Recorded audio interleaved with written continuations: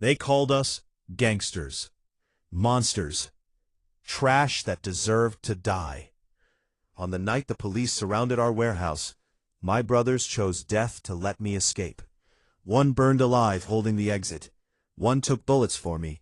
One smiled while bleeding out and told me to keep running. But I still died in the end.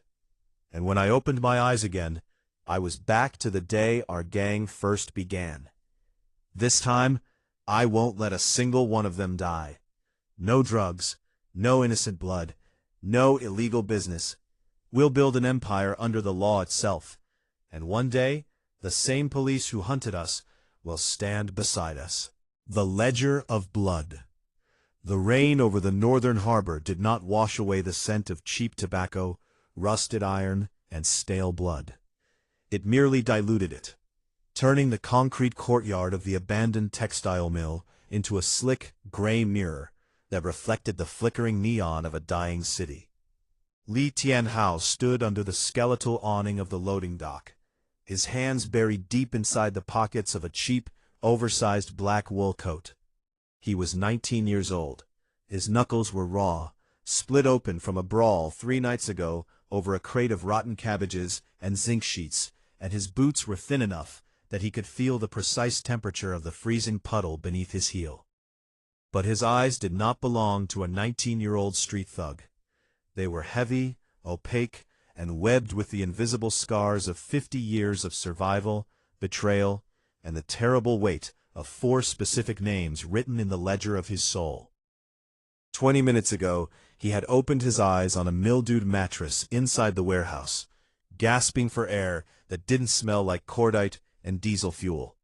His last memory was the blinding yellow flash of 300 kilograms of industrial explosives detonating beneath his armored sedan. In the year 2026, the final thunderous punctuation mark on a 3-year national anti-gang sweep that had systematically hunted down every man who had ever raised a glass with him. He had died an emperor of ash. Now it was May 1999. The air smelled of low-grade coal smoke and the impending birth of an economic beast that would soon swallow the province whole. Tianhao. The voice was low, vibrating through the floorboards like the idle of an old tractor engine. Tianhao didn't turn around immediately. He closed his eyes, his chest tightening so violently he felt a sharp stabbing pain behind his ribs. He knew that voice better than the sound of his own pulse. Tianhao, the boys from the East River District are already at the crossroads, Chen Bulwei said, stepping out onto the dock. He was 17, but he already carried the frame of a draft horse, 6 feet 2 inches of raw, unpolished muscle. His face thick-featured and perpetually bruised from some minor dispute or another. In his right hand, he held a 20-inch iron tire iron wrapped in greasy electrical tape. Ma Qiang brought the 3-wheelers. If we don't move now, those bastards are going to take the entire delivery of scrap rail from the yard. That's our winter food money, brother. Tianhao slowly turned his head. Bulwei was alive. His left eye wasn't missing. His throat wasn't scarred by the jagged entry wound of a 7.62 millimeter round from a rival's shotgun. The wound he had taken in 2012 while throwing himself over Tianhao's body during the ambush at the Grand Lotus Hotel. Right now, he just had a smear of grease on his chin and a hunger-hollowed look in his cheeks. Tianhao reached out, his hand trembling slightly, and gripped Bull's massive shoulder. The fabric of Bull's jacket was damp and smelled of old wet wool. "Brother," Tianhao whispered, his voice cracking. "Eh?" Bull blinked, his massive brow furrowing. He looked down at Tianhao's hand, then up at his face. "What's wrong with you? Your eyes look like you just watched your own mother fall down a well. Did the cold get into your lungs again?" "No," Tianhao said, his grip tightening until his split knuckles throbbed. "No, the cold is gone." He looked past Bull into the dark interior of the warehouse. A single 70-watt bulb hung from a frayed cord, swaying in the draft.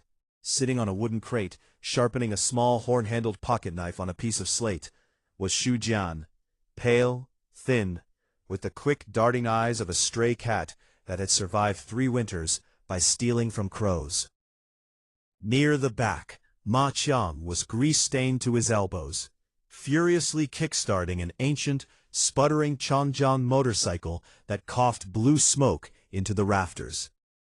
And in the corner, illuminated by the pale light of a single desk lamp, sat Lo Sheng, 17 years old, his school uniform jacket patched at the elbows, staring at a borrowed copy of the Provincial Judicial Manual with the intensity of a monk studying scripture. They were all there. The dead men who haunted his 50-year-old dreams were currently arguing over who got the larger half of a salted duck egg. In the old timeline, tonight was the night the Iron Syndicate was baptized in blood. They would go to the crossroads. They would ambush the East River Gang. Bull Wei would break 3 ribs and kill a man with that tire iron. He would go to the juvenile detention center for 18 months, returning with a hardened heart and a tattoo of a headless tiger on his back. That fight would establish their reputation as monsters, drawing the attention of the district police and the local triad lords who needed cheap, disposable meat for their enforcement wings. That was the night they took their first steps into the swamp. "Give me the iron," Tianhao said quietly. Bull Wei grinned, a brutal, simple expression, and handed over the heavy bar. "I knew you wouldn't let them slide, boss. Let's go. I'll take the big one from the logistics company. You take the—" Tianhao didn't take the weapon to swing it. He slid it into the heavy iron retraining loop on the side of a nearby workbench, applied his full weight, and bent it 30 degrees with a sharp metallic grunt. He tossed the ruined, useless piece of metal into the corner, where it clattered against a pile of old zinc plates.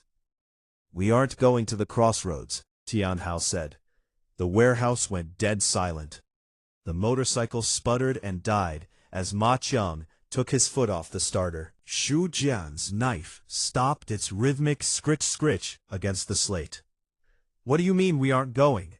Ma Qiang asked, his hot-blooded voice cutting through the smoke. "Boss, they took our route last week. If we don't fight tonight, every small-time grease monkey between here and the railway line will think we're soft. We won't even be able to pick up copper wire without getting spat on." Tianhao walked back into the center of the warehouse, his boots clicking rhythmically against the concrete. The 4 boys watched him, their expressions ranging from confusion to slight, unformed suspicion. There was an authority in his stride that hadn't been there when he went to sleep 4 hours ago. He didn't look like a 19-year-old street boss trying to look tough. He looked like a man who had already forgotten more about violence than they would ever learn. "If you fight tonight, Ma Qiang, your bike gets impounded by the 3rd District Squad," Tianhao said, pointing a finger at the mechanic. Ma Qiang's mouth opened slightly in surprise. "Bull goes into the cage for 2 years. Shu Jian gets his fingers broken by the East River enforcer behind the grain mill, and we earn exactly 800 yuan of blood money that will be spent on antibiotics and bail before the month is out."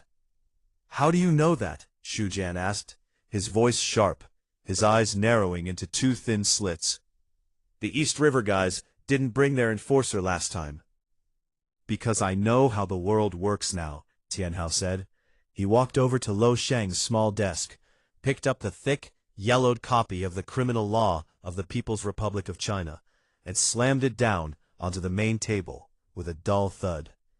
"From today on, nobody touches a knife unless their life is being taken from them. Nobody steals. Nobody runs protection on the vegetable market." Bull Wei stared at the book as if it were a venomous spider. "Boss, if we don't do that, what do we eat? We're garbage collectors. We're thugs." Tianhao looked at his 4 brothers, his chest aching with a love so fierce it felt like a physical burning behind his breastbone. He reached out and tapped the cover of the law book. "We're going to be billionaires," Tianhao said, his voice dropping into a register that made the hairs on the back of Bull Wei's neck stand up. "We are going to buy every dock, every shipping line, every square meter of real estate from here to the capital. But we are going to do it so cleanly that when the state comes to clean the house 20 years from now, they will have to give us a medal instead of a bullet. He looked at Luo Sheng. Shenger, turn to Article 20. Read the section on legal self-defense aloud. Everyone else, sit down. Our first lesson starts tonight. Chapter 2. The Logic of Self-Defense. By the end of August 1999, the abandoned textile mill had changed. The broken glass had been cleared from the windows and replaced with thick, transparent sheets of heavy industrial plastic. The old wooden tables where the brothers used to gamble with greased cards were gone. In their place stood 3 long trestle tables made from salvaged cedar planks, surrounded by 10 folding chairs. On the wall where a faded poster of a movie star had once hung, there was now a large, hand-painted whiteboard. Written on it in Luo Sheng's neat scholarly script were 4 headers: the General Principles of Civil Law, the Labor Law of the PRC 1995 edition, the Fire Safety Regulations for Commercial Warehouses, the Daily Study Schedule, 6 p.m. to 8 p.m. "Boss, I can't," Bull Wei groaned, his massive head resting on a book titled An Introduction to Tort Liability. "The letters look like ants. When I look at them for more than 10 minutes, my eyes start to water and I want to throw the table out the window." "If you throw the table, that's destruction of property under our internal collective partnership agreement, Bull. You'll lose your meat ration for 3 days," Xu Jian said without looking up from his abacus. The beads were clicking so fast they sounded like a small machine gun. "According to my current ledger, after paying the sub-district office their management fee and settling the tractor rental, our total net assets stand at 4,210 yuan. We're still 500 yuan short of the deposit for the permanent lease on the yard." "We won't be short after tonight," Tianhao said. He was sitting at the head of the table, cleaning the mud off his boots with an old rag.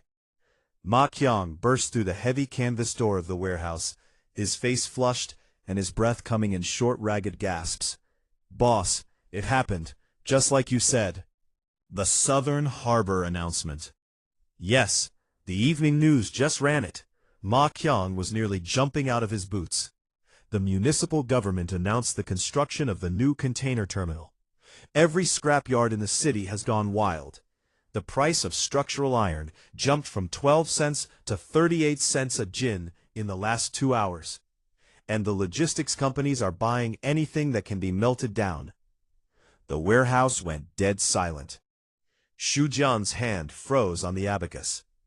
Bull Wei slowly lifted his head from the law book, his eyes wide. 38 cents? Xu Jian whispered, his fingers trembling as he began sliding the beads back and forth with frantic speed. We have nearly 60 tons of sorted structural steel and 4 tons of high-grade copper wire in the back lot.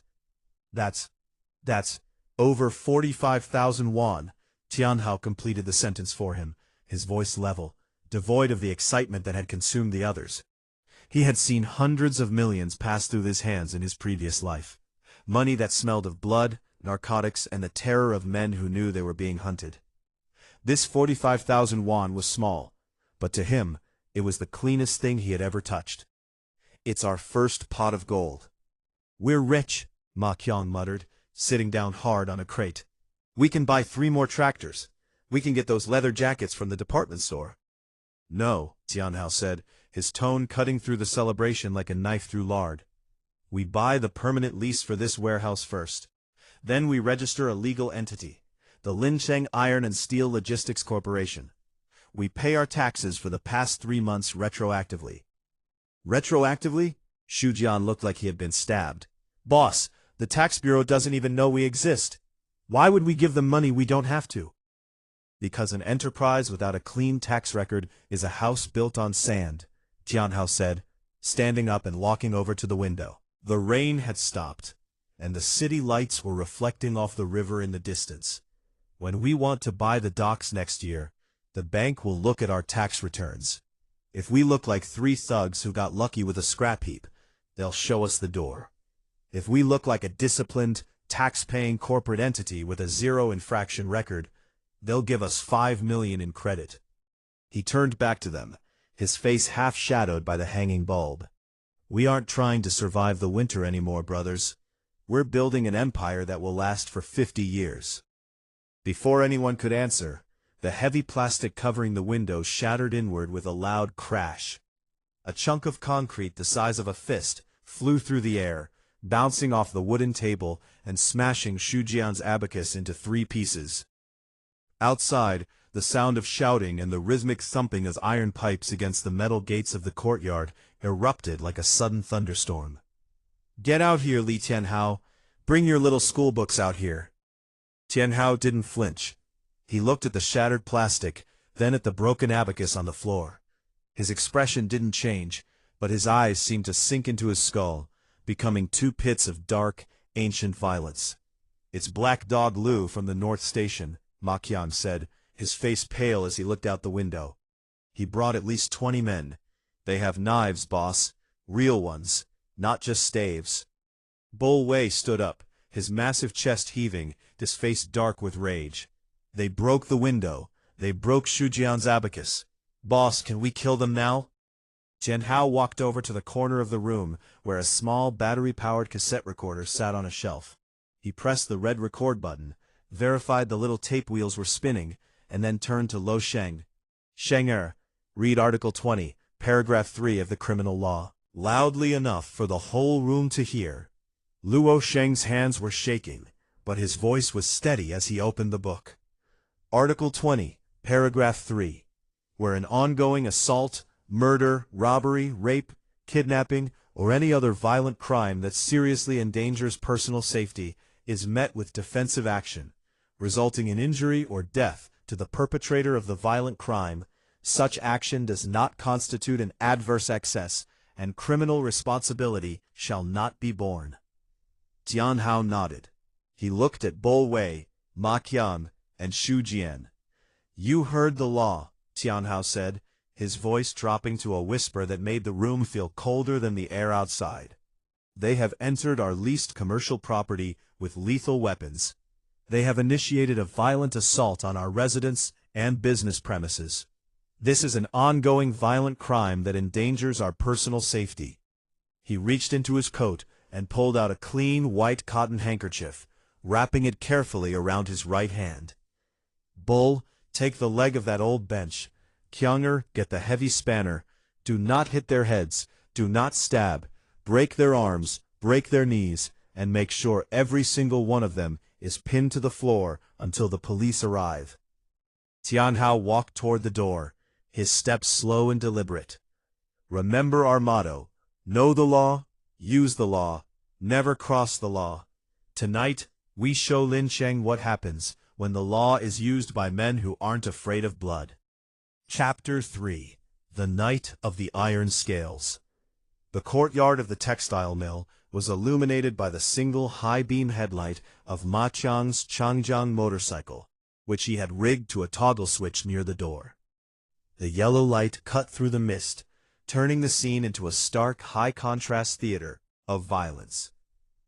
22 men from the North Station gang stood in a semicircle, their leather jackets wet with grime, their faces twisted into the ugly, confident sneers of street enforcers who knew they had the numbers. In the center stood Black Dog Lu, a broad-shouldered man with a jagged scar across his lip, and a 20-inch meat cleaver dangling from his right hand. "Lu Chenggong," Lu roared, spitting onto the concrete as the warehouse door swung open. "You think, because you got some red-headed paper from the sub-district office, you own the Northern District? You sold 20 tons of scrap to the harbor logistics team today without paying my percentage. Out here, the law doesn't give you 3 meals a day. I do." Tianhao stepped out onto the concrete dock alone. His hands were loose at his sides, the white handkerchief wrapped around his right knuckles, looking like a bandage in the yellow headlight beam. "Lu Chenggong," Tianhao said, using Black Dog's official name, registered with the local household bureau. The use of his real name made the older gangster hesitate for a fraction of a second. "At 8:14 p.m., you and 21 members of your unlicensed criminal association damaged the property of the Lin Chen Iron and Steel Logistics Corporation by throwing a projectile through a registered commercial window. "What the fuck is he talking about?" one of the thugs behind Liu laughed, swinging a length of rusted chain. "He sounds like a radio broadcast." "You have also crossed the threshold of a legally leased business property while brandishing lethal weapons, specifically an industrial meat cleaver and multiple blunt instruments," Tianhao continued, his voice entirely devoid of fear, flat and analytical as an autopsy report. "Under the laws of this country, this constitutes an aggregate armed home invasion and an imminent threat to human life. I'm going to take your tongue out and see if it still talks like a book," Black Dog Liu snarled, lifting the cleaver. "Break their legs. Take the scrap in the back." "Bull," Tianhao said quietly. "Execute." The shadows behind Tianhao seemed to split apart. Bull Wei didn't run out with a scream.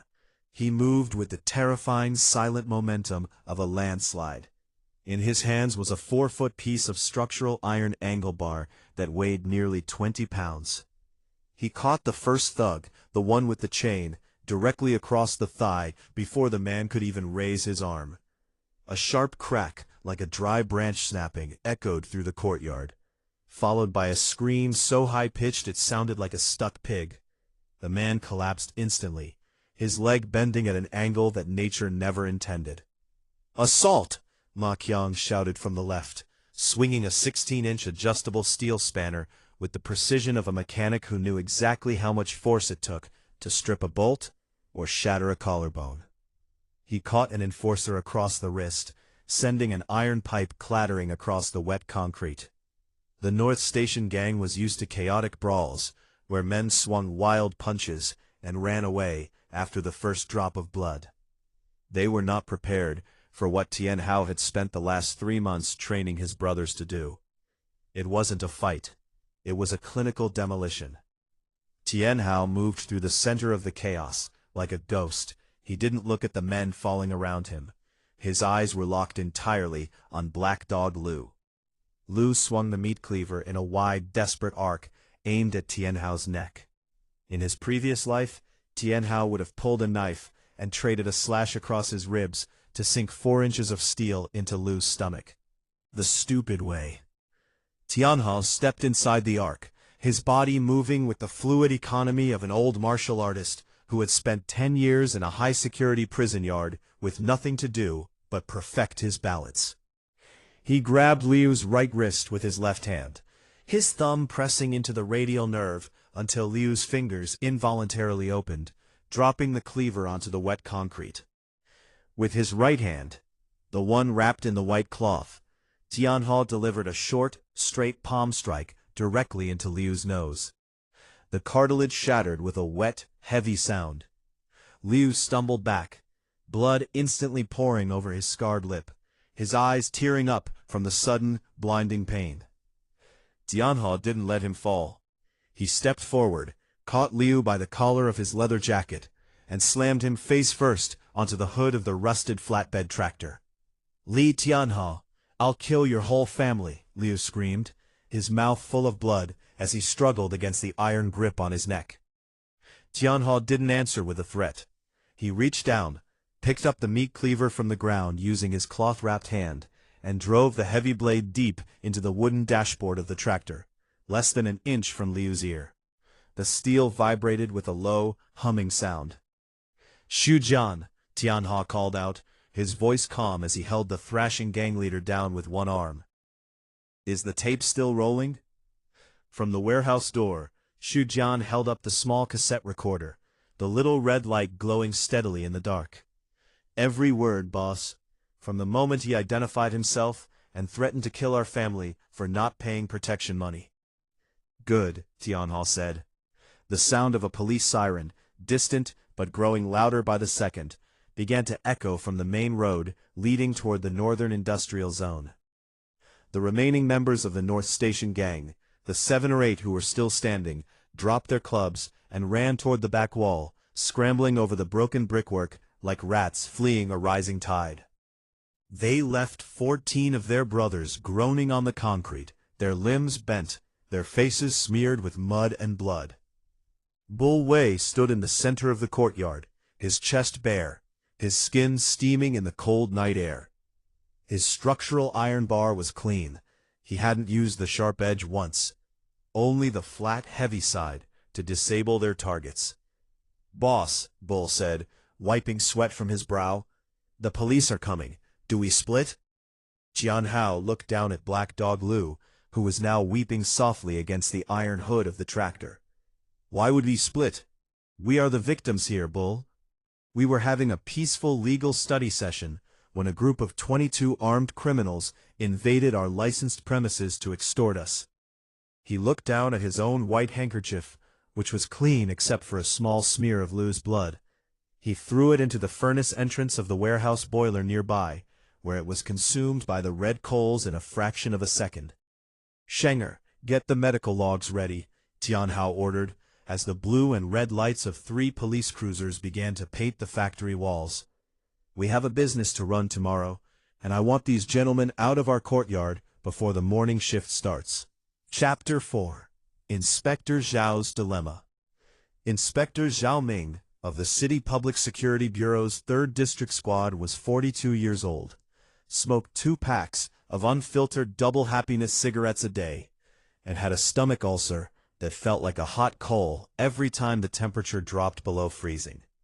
He stood in the courtyard of the textile mill, his heavy blue uniform coat unbuttoned, staring at the scene before him with an expression of profound, exhausted disbelief.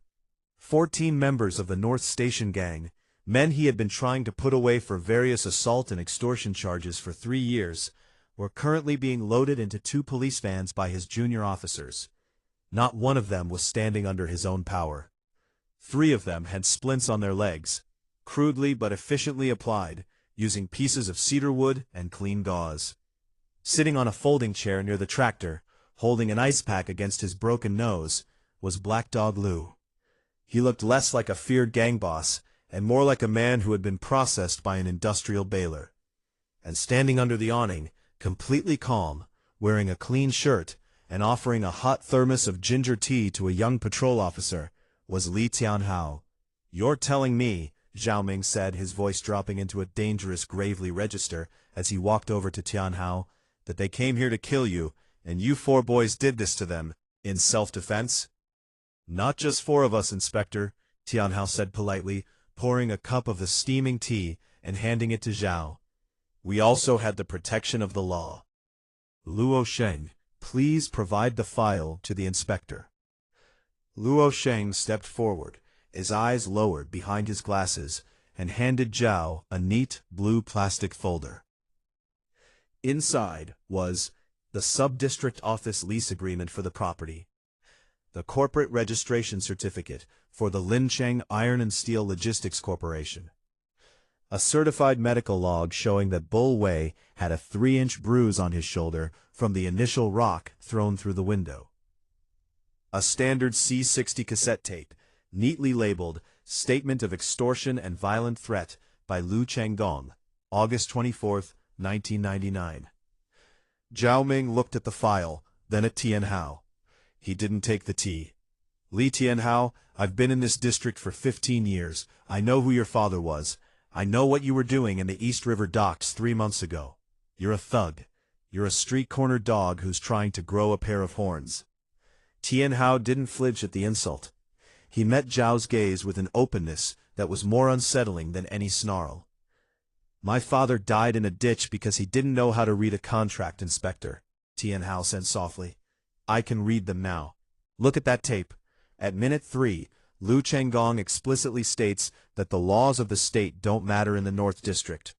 He confesses to running a protection ring across 4 separate municipal markets.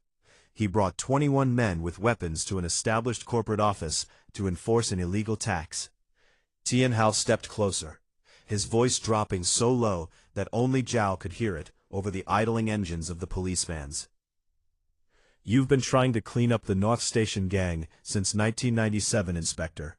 But every time you arrest them, the witnesses change their stories because they're afraid of being stabbed in the night. Tonight, you don't need witnesses. You have an attempted armed robbery caught on tape inside a business premises with 14 defendants apprehended in flagrante delicto by the victims using legally proportional force under Article 20. Zhao Ming stared at the young man. His ulcer flared up, but for the first time in months, it wasn't from frustration. It was from a strange, cold realization. The kid wasn't hiding from the police. He was using the police as his cleanup crew. "You broke 3 of their legs, Li," Zhao said, pointing a finger at the van. "They fell from the tractor during their violent attempt to evade our citizens' detention," Tianhao replied without a blink. Our corporate safety officer, Shen Wei, immediately applied first aid splints and called your station. We even used our own industrial gauze. We won't be charging the bureau for the medical supplies. Zhao Ming let out a long, slow breath that turned into a plume of white vapor in the cold air. He looked down at the blue folder, his fingers tapping against the plastic cover. He wanted to lock Tianhao up. He knew in his gut that this kid was 50 times more dangerous than Black Dog Lu could ever be. Lu was a brute. He was easy to understand. This kid was building a fortress out of the state's own rulebook. "If I find one knife in this warehouse that doesn't belong to a kitchen, Li, I'm coming back with a warrant that your little pieces of paper won't stop," Zhao said, his voice hard as iron.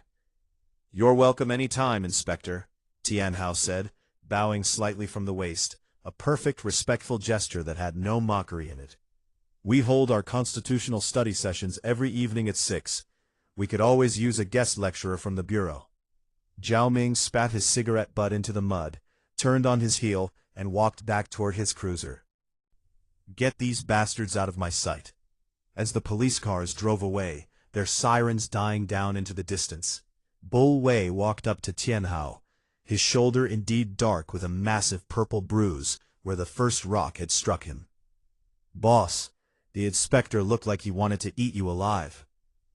"He's an honest man, Bull," Tianhao said, watching the red taillights vanish around the corner of the dark avenue. "In this city, honest men are hard to find. We need him alive. We need him exactly where he is." He turned back toward the warehouse, his face lit by the yellow moon. "Shujian, get the tractors ready for tomorrow morning.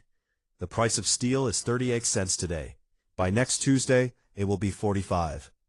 We have 40 tons to deliver to the Southern Harbor site, and I want every invoice stamped in triplicate."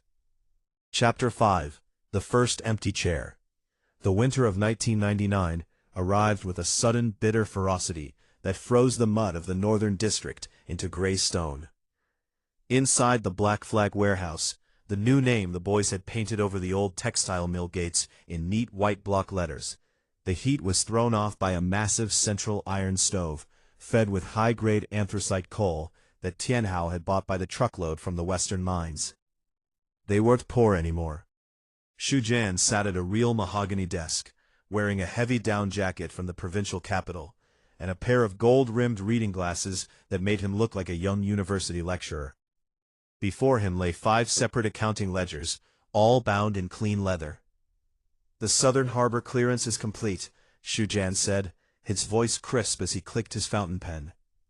"After settling the final corporate income tax for the 4th quarter, our net liquid reserve is 64,800 yuan. We also have 3 registered flatbed trucks, 5 permanent contracts with the Harbor Logistics Authority, and 12 full-time employees from the old neighborhood who have passed our basic labor law examination." 12? Bull Wei muttered from the corner, where he was bench-pressing an old truck axle loaded with iron wheels. 2 more failed the test yesterday, boss. One of them couldn't remember the difference between criminal detention and fixed-term imprisonment. I told him he wasn't fit to carry our sacks if he didn't know when he was being legally oppressed. "Good," Tianhao said. He was sitting by the stove, an old porcelain cup of green tea resting between his palms. His face was relaxed, but his eyes were fixed on the small kitchen alcove near the back. Ma Qiang was back there, frying thick slices of fatty pork with fermented cabbage and a mountain of red chili peppers. The smell of the fat rendering on the iron skillet filled the cold room, rich, warm, and real. "Qianger," Tianhao called out suddenly, his voice sharp, Don't use the old grease from the corner jar. Toss it. Use the new oil from the market. Ma Qiang looked out from the kitchen, a spatula in his hand, his brow furrowed. Boss, the old grease is fine, it's just 5 days old. Why waste it? Tianhao didn't answer immediately.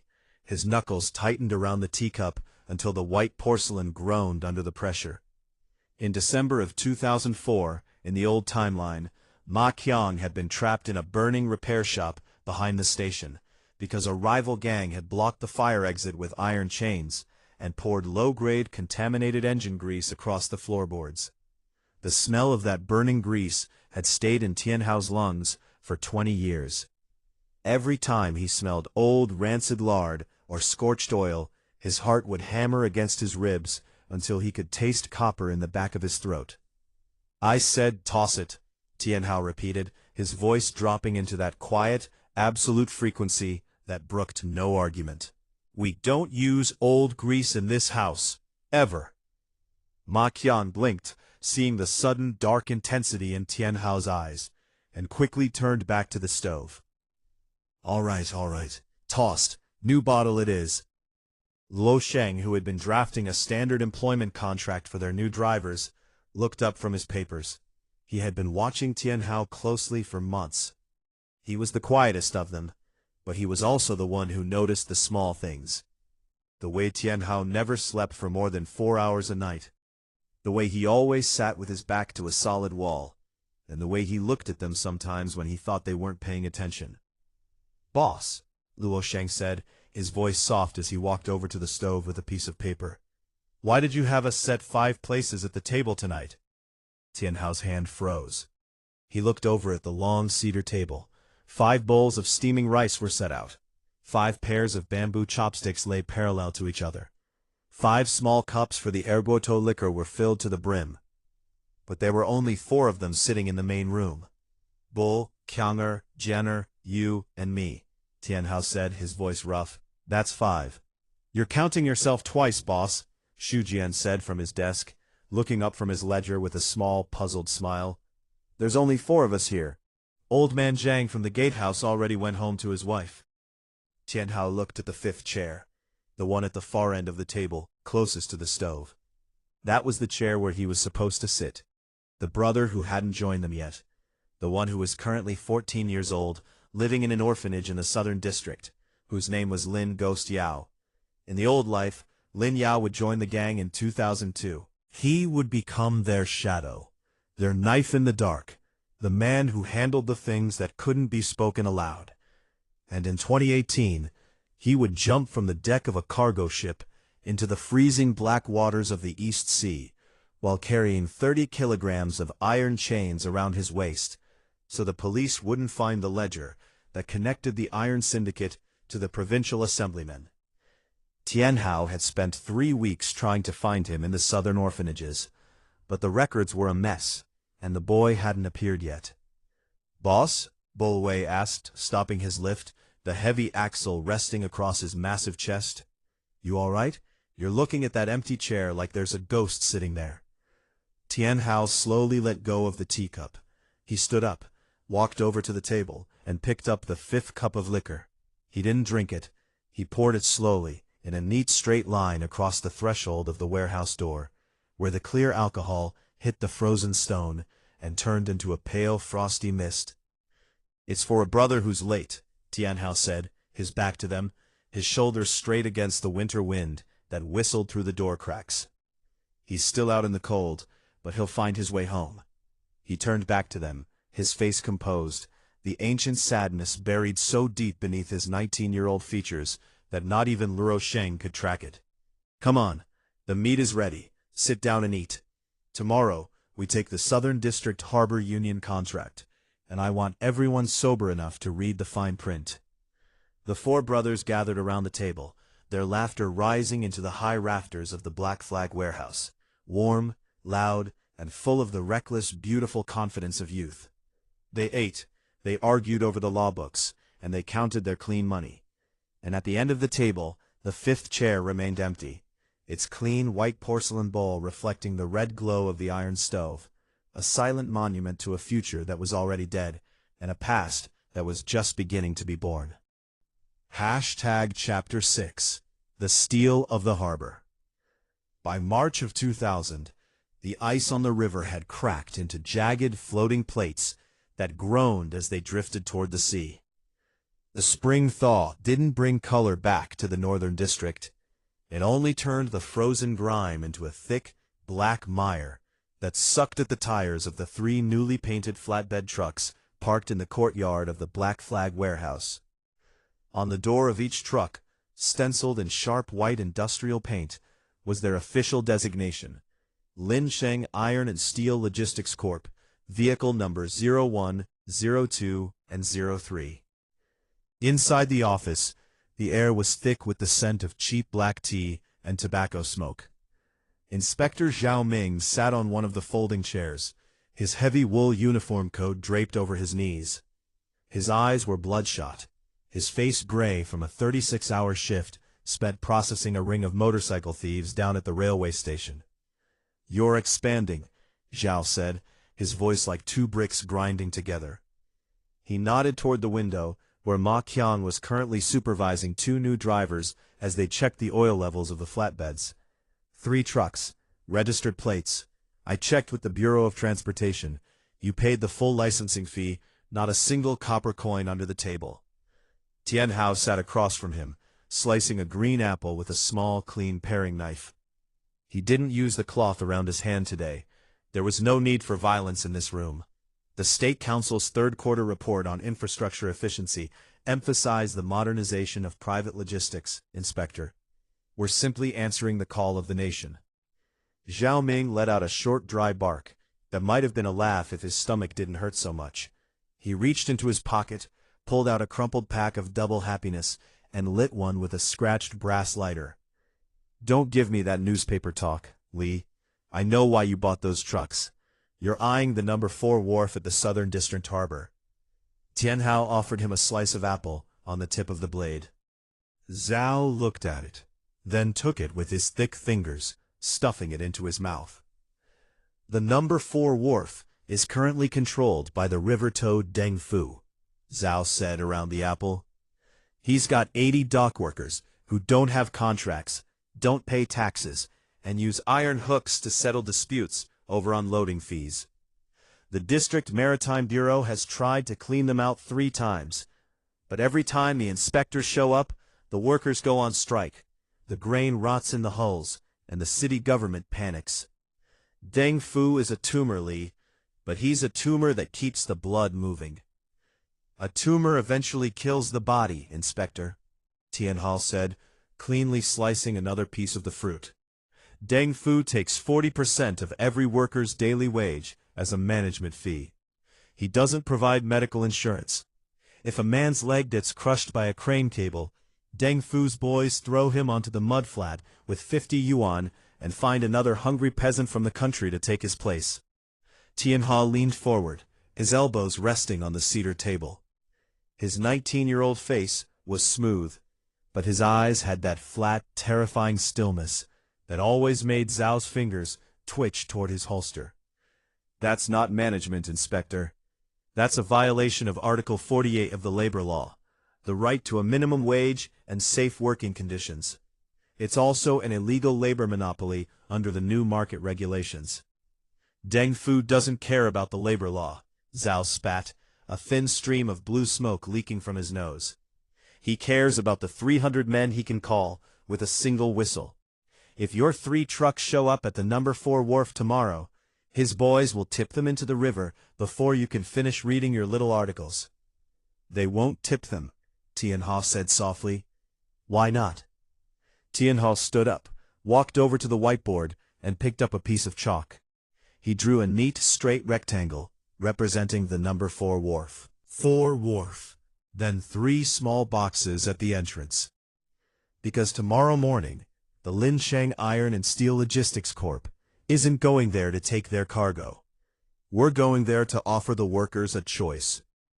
The Southern District Harbor at 5 in the morning was a vision of purgatory. The fog rose off the yellow river water, thick and smelling of dead fish, diesel fuel, and raw sewage. Hundreds of men in tattered padded jackets stood in the gloom, their hands buried in their sleeves, their breath rising in white plumes, as they waited for the morning tally boss to open the iron gates of the grain storehouses. Among them walked Chen Bull Wei. He didn't wear his black wool coat today. He wore a simple worker's canvas vest over a coarse gray shirt, his massive shoulders making him look like an anvil dropped among a collection of rusty nails. In his right hand, he carried a large wicker basket covered with a clean, damp cloth. "Hey, big fellow, who told you to stand in the front line?" A small, rat-faced man, with a black greasy cap and a brass tally whistle around his neck, stepped out from the gatehouse. This was Zhou Third, Deng Fu's chief enforcer for the morning shift. Behind him stood 4 men carrying short, thick wooden clubs used for tamping down grain sacks, but heavy enough to crack a skull. "I'm here to work," Bull Wei said, his voice booming through the fog. He didn't look angry.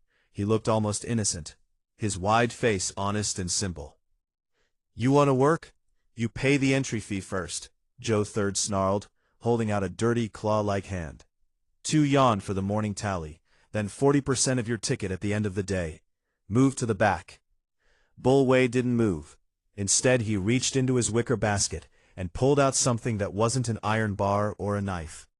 It was a hot, steaming roll of white bread, stuffed with savory minced pork and salted cabbage. The scent of the hot fat and spices hit the freezing air instantly, cutting through the smell of fish and diesel like a knife. The dock workers in the front line collectively swallowed their spit, their eyes locking onto the bun. "I have 200 of these," Bull Wei said, his voice carrying to the very back of the fog-shrouded crowd. "My boss, Tianhao, sent them. He said any man who signs a contract with the Lincheng Logistics Corp today gets 3 of these rolls for breakfast, a clean pair of leather work gloves, and a guaranteed wage of 15 yuan a day, paid directly into his hand at 5 o'clock. The crowd went dead silent. 15 yuan a day. Under Deng Fu, a man had to break his back for 12 hours to earn 9 yuan. And after the management fee was deducted, he went home with 5 yuan and 50 cents, barely enough for a bowl of plain noodles and a handful of coarse salt. You bastard," Zhou Third screamed, his face turning black with rage as he saw the worker's eyes shifting toward Bull's basket. "You're trying to steal our people. Get him! Break his arms!" The 4 enforcers stepped forward, their clubs raised. Bull Wei didn't run. He didn't even drop his wicker basket. He simply took 1 giant step back, clearing the official line of the harbor gate, and stood firmly on the public avenue. "Luo Sheng!" Bull roared.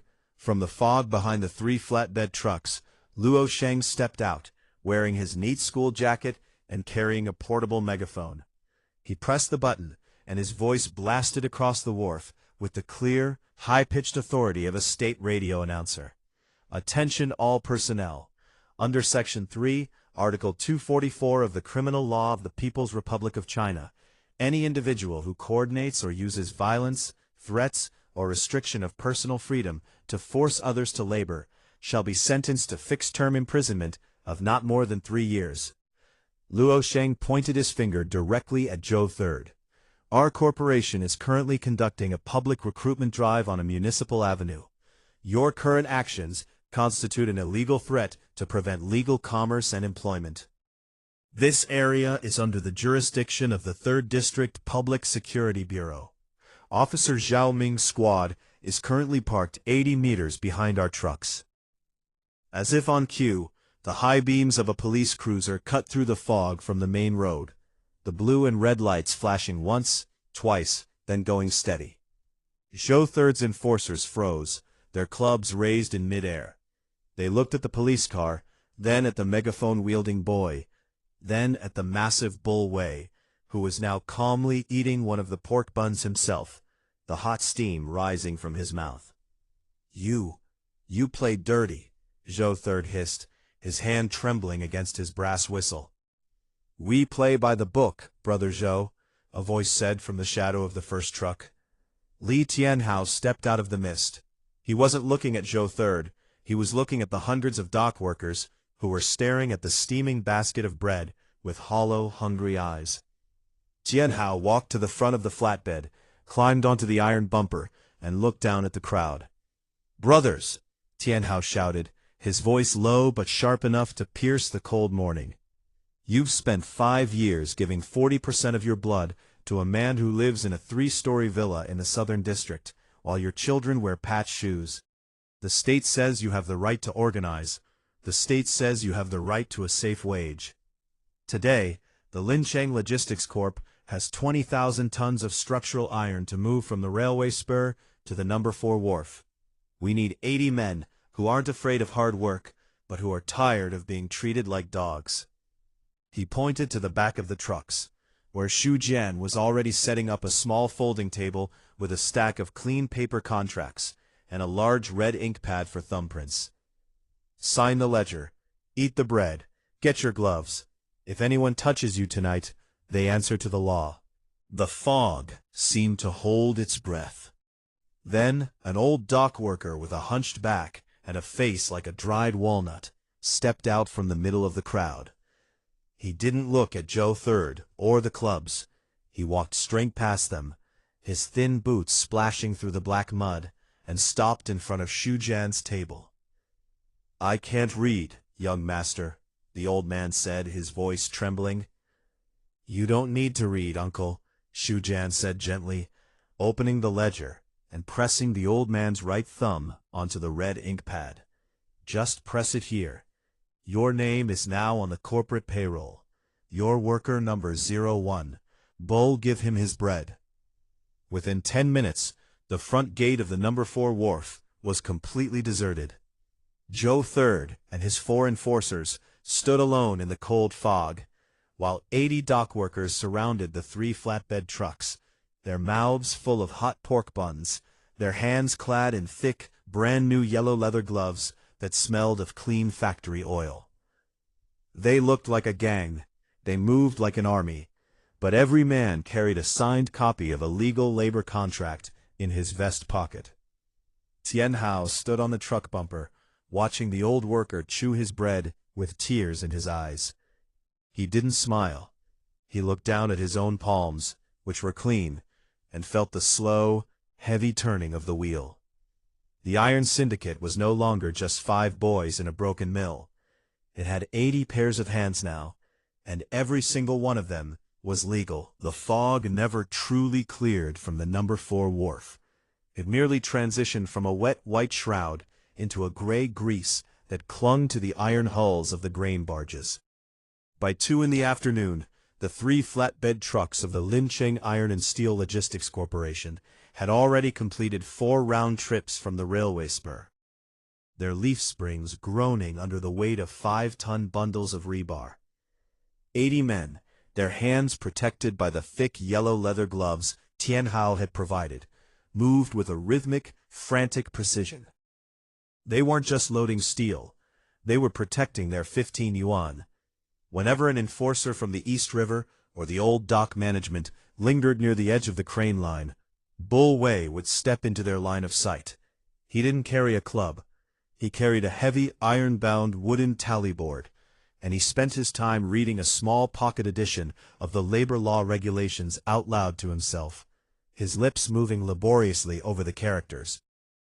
The sheer absurdity of a 6'2", 200-pound brute muttering about aggregate working hours while flexing his biceps was enough to keep the knives in their pockets. "Boss," Xu Jian said, stepping up to the side of truck number 01, where Tianhao was watching the crane cables grease themselves against the sky. Xu Jian's fingers were stained red from the thumbprint ink pad. "We've moved 16,000 tons. At this rate, we'll finish the contract by 4 o'clock. But the harbor warehouse master, Old Man Qian, is refusing to sign the receipt logs. He says the cargo weight doesn't match the original bill of lading from the Railway Bureau." Tianhao didn't look down from the crane. "How much is the discrepancy?" 300 kilograms short on paper, Xu Jian hissed, his voice dropping so the dock workers wouldn't hear. "It's a standard trick. The warehouse master leaves the cargo sitting on the scales until a verification fee changes hands. Usually, It's 50 yuan and 2 cartons of front gate cigarettes. If we don't pay, he won't stamp the delivery receipt. Without the stamp, the Harbor Bureau won't release our settlement check at 5. Old man Qian isn't doing this for 50 yuan, Tianhao said, his boots clicking against the gravel as he turned. He's been on River Toad Deng Fu's payroll since the 80s. He's trying to stall us until the sun goes down. Tianhao looked toward the southern entrance of the harbor. The shadows of the high crane towers were lengthening across the mudflats, pointing like black fingers toward the city. In his past life, this was the tactical trap he had fallen into a dozen times. A corrupt low-level clerk holds the line until the rival gang has time to gather their men from the gambling dens and beer halls for a midnight ambush. "Sheng there," Tianhao called out. Lo Sheng appeared from the cab of the third truck, his uniform trousers tucked into rubber boots, his glasses speckled with coal dust. "Boss? Bring the official scale certification from the Provincial Bureau of Quality and Technical Supervision. The one we paid 40 yuan for last month." "I have it right here," Lo Sheng said, pulling a laminated document with a bright blue state seal from his oilcloth satchel. "It's valid until December." "Good. Let's go visit the warehouse master." The harbor tally office was a small brick shack that smelled of sour pickled cabbage and the damp peat burning in a miniature cast-iron stove. Old man Qian sat behind a grease-filmed window, his fingers long and yellowed from tobacco, slowly turning the pages of a newspaper that was 3 days old. The door didn't slam open. Tianhao pushed it inward with a polite, measured pressure that caused the small brass bell above the lintel to ring. Once. "Director Qian," Tianhao said, his voice mild as he stepped into the cramped room. The old clerk didn't look up immediately. He blew a long, slow stream of blue smoke toward the ceiling, then turned a pair of milky, cataract-veined eyes toward Tianhao. "The delivery is short. I can't sign the log. Bring the trucks back tomorrow, after the Railway Bureau reweighs the master crates," he said. The master crates were weighed at the central station, on a state-calibrated electronic platform, Director Qian, Tianhao said, walking up to the wooden counter. He didn't offer a cigarette. He didn't reach for his wallet. The discrepancy of 300 kilograms is exactly the weight of the water retention in the hemp rope used to bind the rebar, which dries out during the 6-hour transport under the sun. It's covered under Article 14 of the National Maritime Freight Standards, the allowable natural variance for industrial iron logistics. Old man Qian's fingers twitched against his newspaper. He slowly lowered the sheet, his yellow face settling into a hard, stubborn mask. "I don't know anything about variance. I know what my scale says. No stamp." If there is no stamp by 4:30 p.m., Luo Sheng stepped forward, his megaphone slung over his shoulder, his finger tapping the laminated blue document against the glass window. "Our corporation will file an emergency administrative injunction with the District Commercial Arbitration Committee for intentional obstruction of state-contracted infrastructure materials." The old clerk let out a dry, rattling cough. "Go file it then, little schoolboy. The committee takes 14 days to review a file. By that time, your trucks will be rust and your workers will be back to eating dirt." "They won't take 14 days, Tianhao said. He leaned his face close to the wire mesh of the window. The reflection of the small iron stove flickered in his eyes, making them look like 2 red coals buried in stone. Because at 4:45 p.m., the Linsheng Evening News will receive a signed report from Lin Shui, a senior investigative journalist with the city press.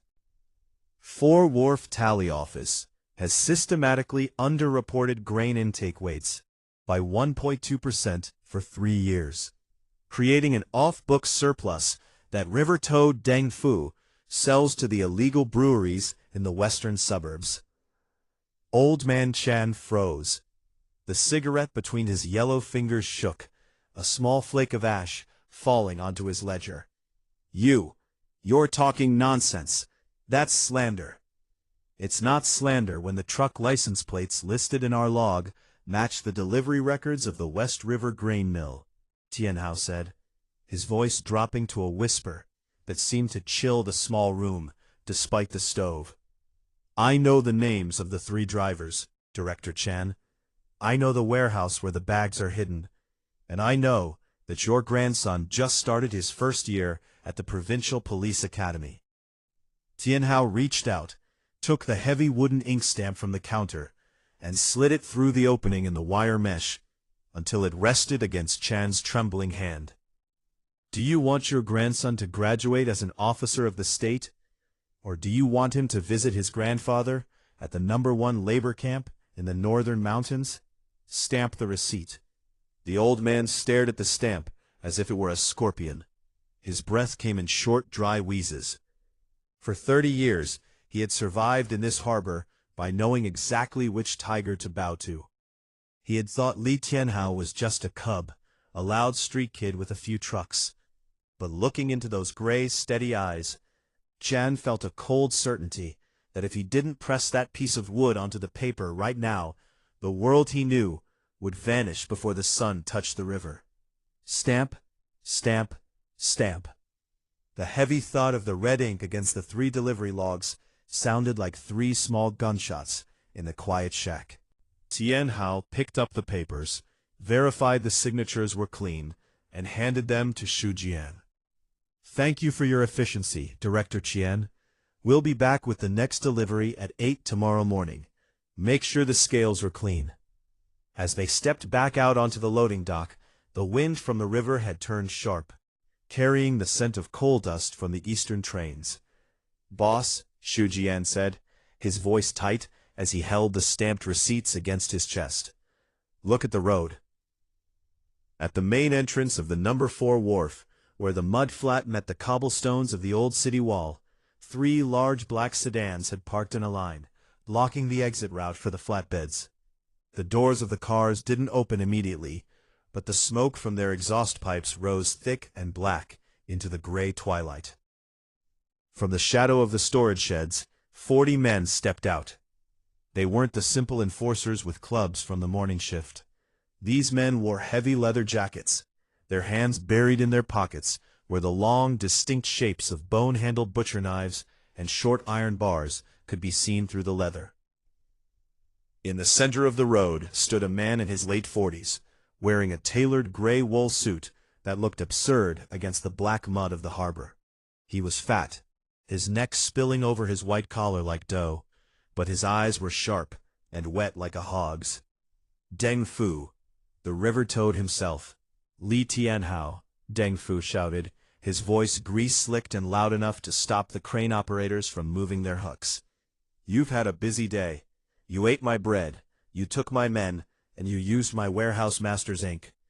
Do you think because you have a police car parked 80 meters away, I can't have your 3 trucks chopped into scrap before the grease turns cold?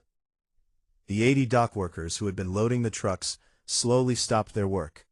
They looked at the 40 men with the knives, then at Deng Fu, then back at Tianhao. The yellow leather gloves on their hands suddenly felt thin against the cold. Tianhao didn't run toward the police cruiser. He didn't even turn his head to look for Inspector Zhao Ming. He walked slowly down the wooden ramp of the tally office, his hands open at his sides, his black coat flapping slightly in the river wind. Chairman Deng, Tianhao said, using the official title Deng Fu had bought himself through a dummy construction shell company. The road you are blocking is a public municipal thoroughfare under the management of the Lincheng Port Authority. Your vehicles are currently in violation of the public order regulations concerning traffic impedance. Deng Fu laughed, a loud, wet sound that caused the men behind him to grin. Regulations?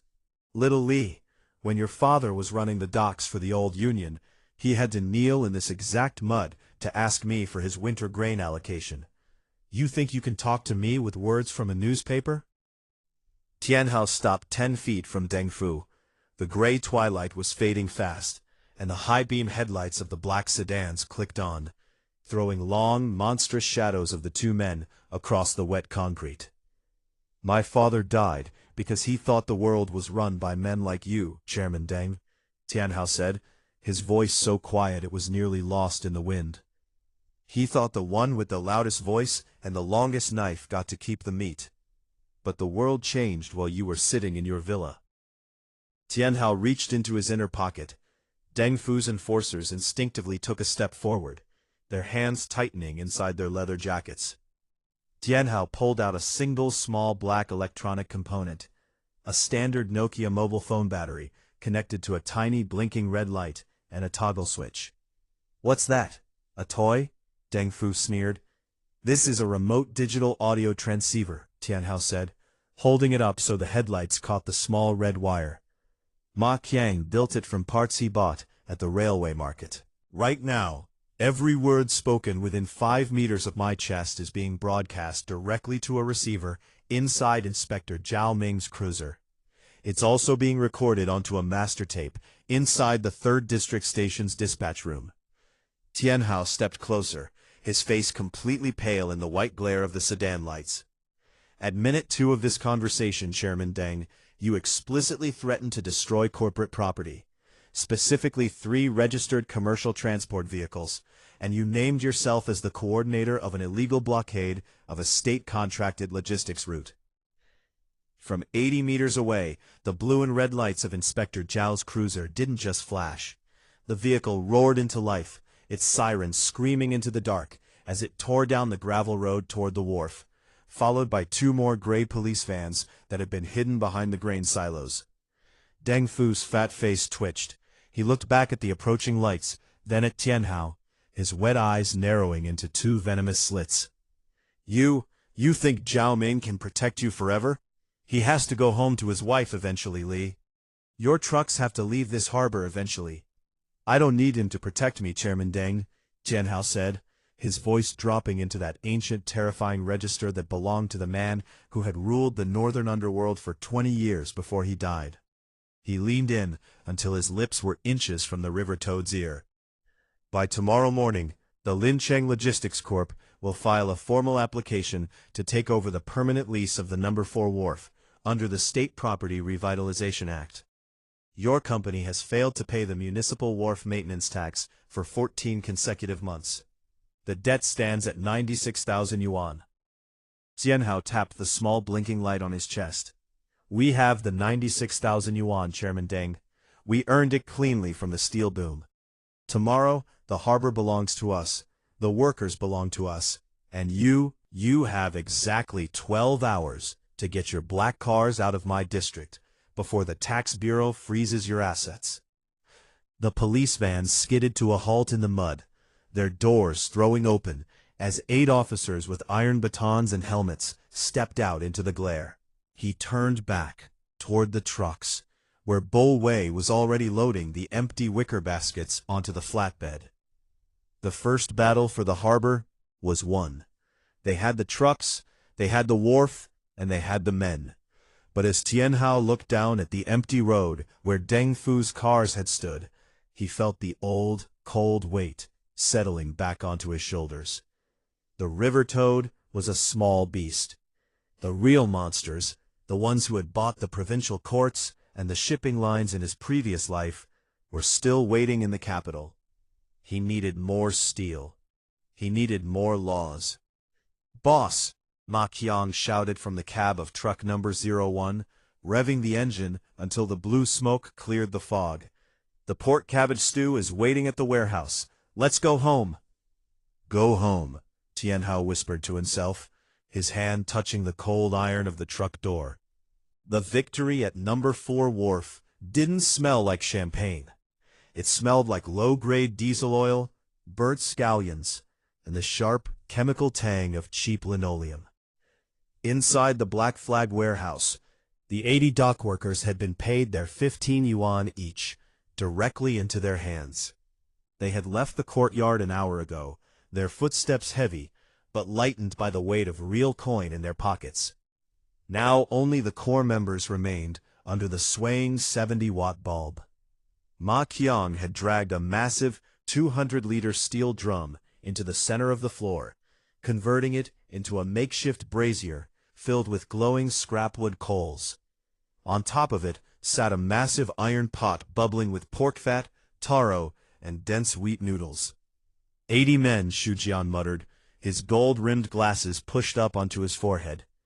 He was furiously clicking his abacus, his fingers moving so fast the wooden beads looked like a blur.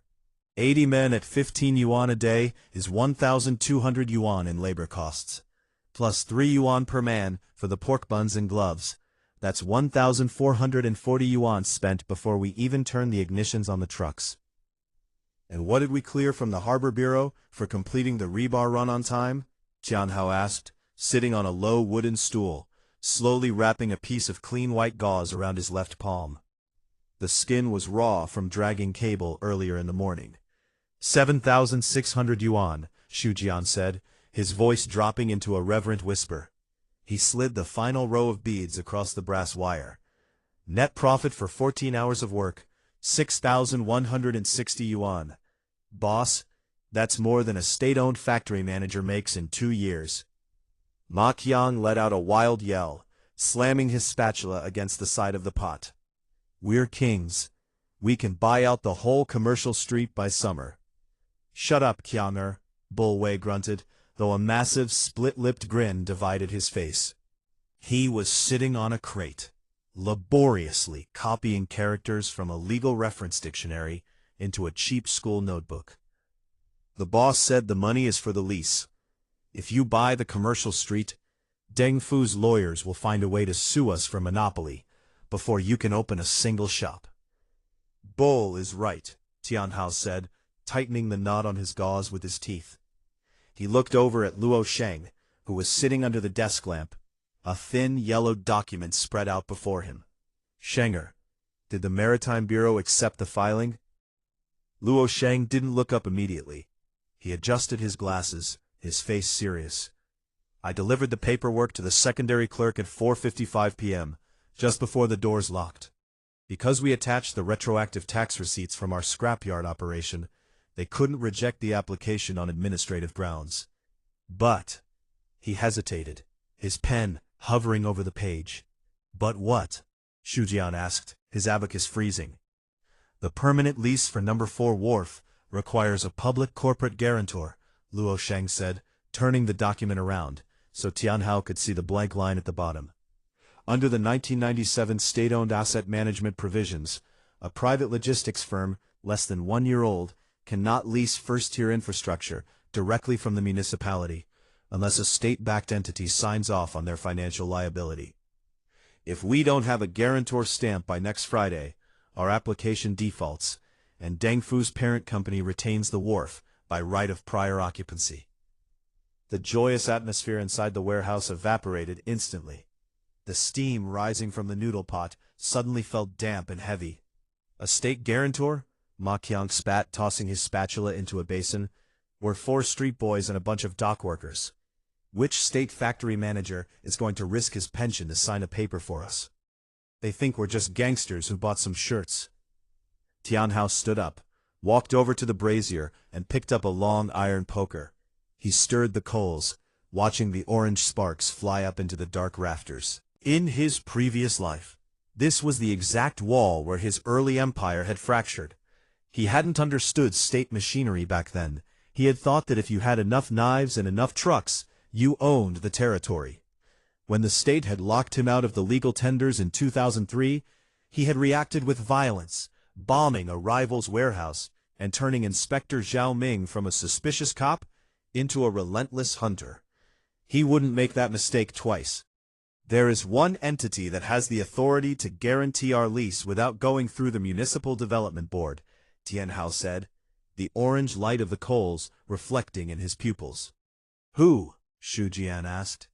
The Linchang No. 3 Machine Tool Factory, Tianhao replied. Shujian blinked. The bankrupt one? The one where we cleared the scrap iron? Boss, their state charter was suspended 6 months ago. Their director, Old Man's son, is currently living in a staff dormitory because the factory can't even pay the electricity bill for the water pumps. Exactly, Tianhao said, setting the poker down with a sharp clink. They have no money, they have no production, but they still hold a first-grade state industrial charter that doesn't expire until December. If the No. 3 machine tool factory absorbs our logistics team as a special collective logistics auxiliary unit, Their red seal becomes our red seal. Luo Sheng's eyes lit up behind his spectacles. An auxiliary unit?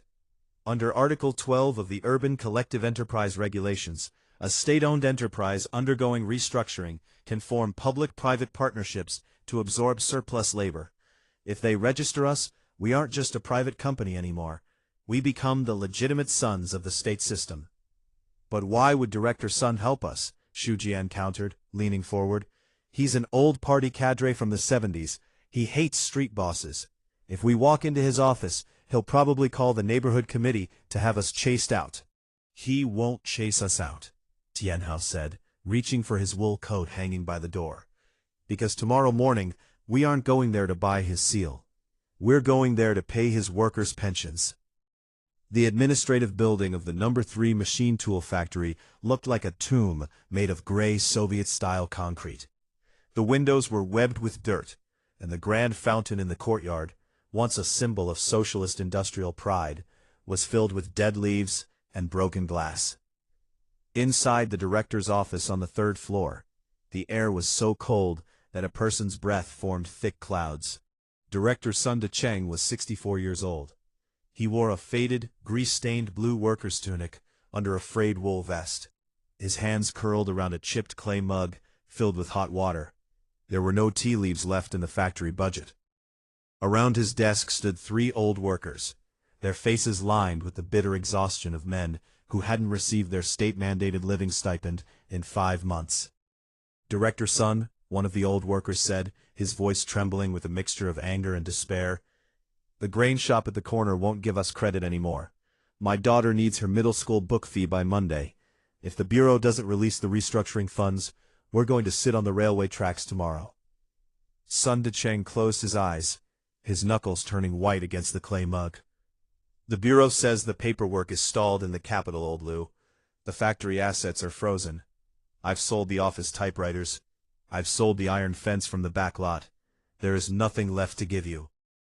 Knock, knock. The door didn't wait for an invitation. It opened smoothly, and Li Tianhao stepped into the freezing office. Behind him stood Xu Jian, carrying a heavy, square leather briefcase wrapped in a canvas strap. "This is a state administrative office, young man," Sun Decheng said, his voice automatically rising into the rigid, formal tone of an old cadre, though his hollow cheeks betrayed his weakness. "Li Tianhao, director of the Lincheng Iron and Steel Logistics Corp," Tianhao said, stepping up to the desk and removing his black wool cap. He didn't offer a hand. He knew the old man would refuse to shake it. Instead, he bowed respectfully from the waist. "I've come to discuss the liquidation of your auxiliary inventory." "We don't have any inventory left," one of the old workers spat, looking at Tianhao's clean clothes with immediate hostility. "The North District scrap boys already took the last of the cast iron brackets last week." "I'm not here for the iron," Tianhao said. He turned to Xu Jian and nodded. Xu Jian stepped forward, unbuckled the leather briefcase, and flipped it open on the corner of the desk. Inside the case, stacked in neat white paper bands issued by the Industrial and Commercial Bank of China, were rows of brand-new crisp 100-yuan bills. The distinct smell of fresh bank ink, sharp, clean, and redolent of real survival, filled the cold room instantly. The 3 old workers stopped breathing. Director Sun's clay mug shook, a few drops of hot water spilling onto his cluttered blotter. "There is 32,000 yuan here," Tianhao said, his voice steady, carrying the exact weight of the brick of cash on the desk. According to the municipal labor records, the No. 3 machine tool factory owes exactly 31,840 yuan in back stipends to its remaining 42 retired foundry workers. Sun Decheng slowly stood up from his leather chair, his old knees popping. He looked at the cash, then into Tianhao's eyes. He had spent 40 years in the industrial system. He had seen slick operators, corrupt bureaucrats, and brutal street enforcers. He knew that money never arrived in Lincheng without a hook attached to it. "Where did this money come from, young man?" Sun asked, his voice dropping into a low, dangerous register. "If this is blood money from the East River gambling rings, you can take it out of this building right now." The number 3 factory may be dying, but we are still a factory of the working class. This money was cleared yesterday from the Southern District Harbor Bureau, Tianhao said, pulling a copy of their stamped delivery logs and their corporate tax clearance certificate from his coat, placing them neatly beside the cash. Every yuan is registered. Every yuan has been taxed at the district office. It was earned by 80 dock workers from the North District who used your old factory yard as a temporary staging base under a legal lease contract.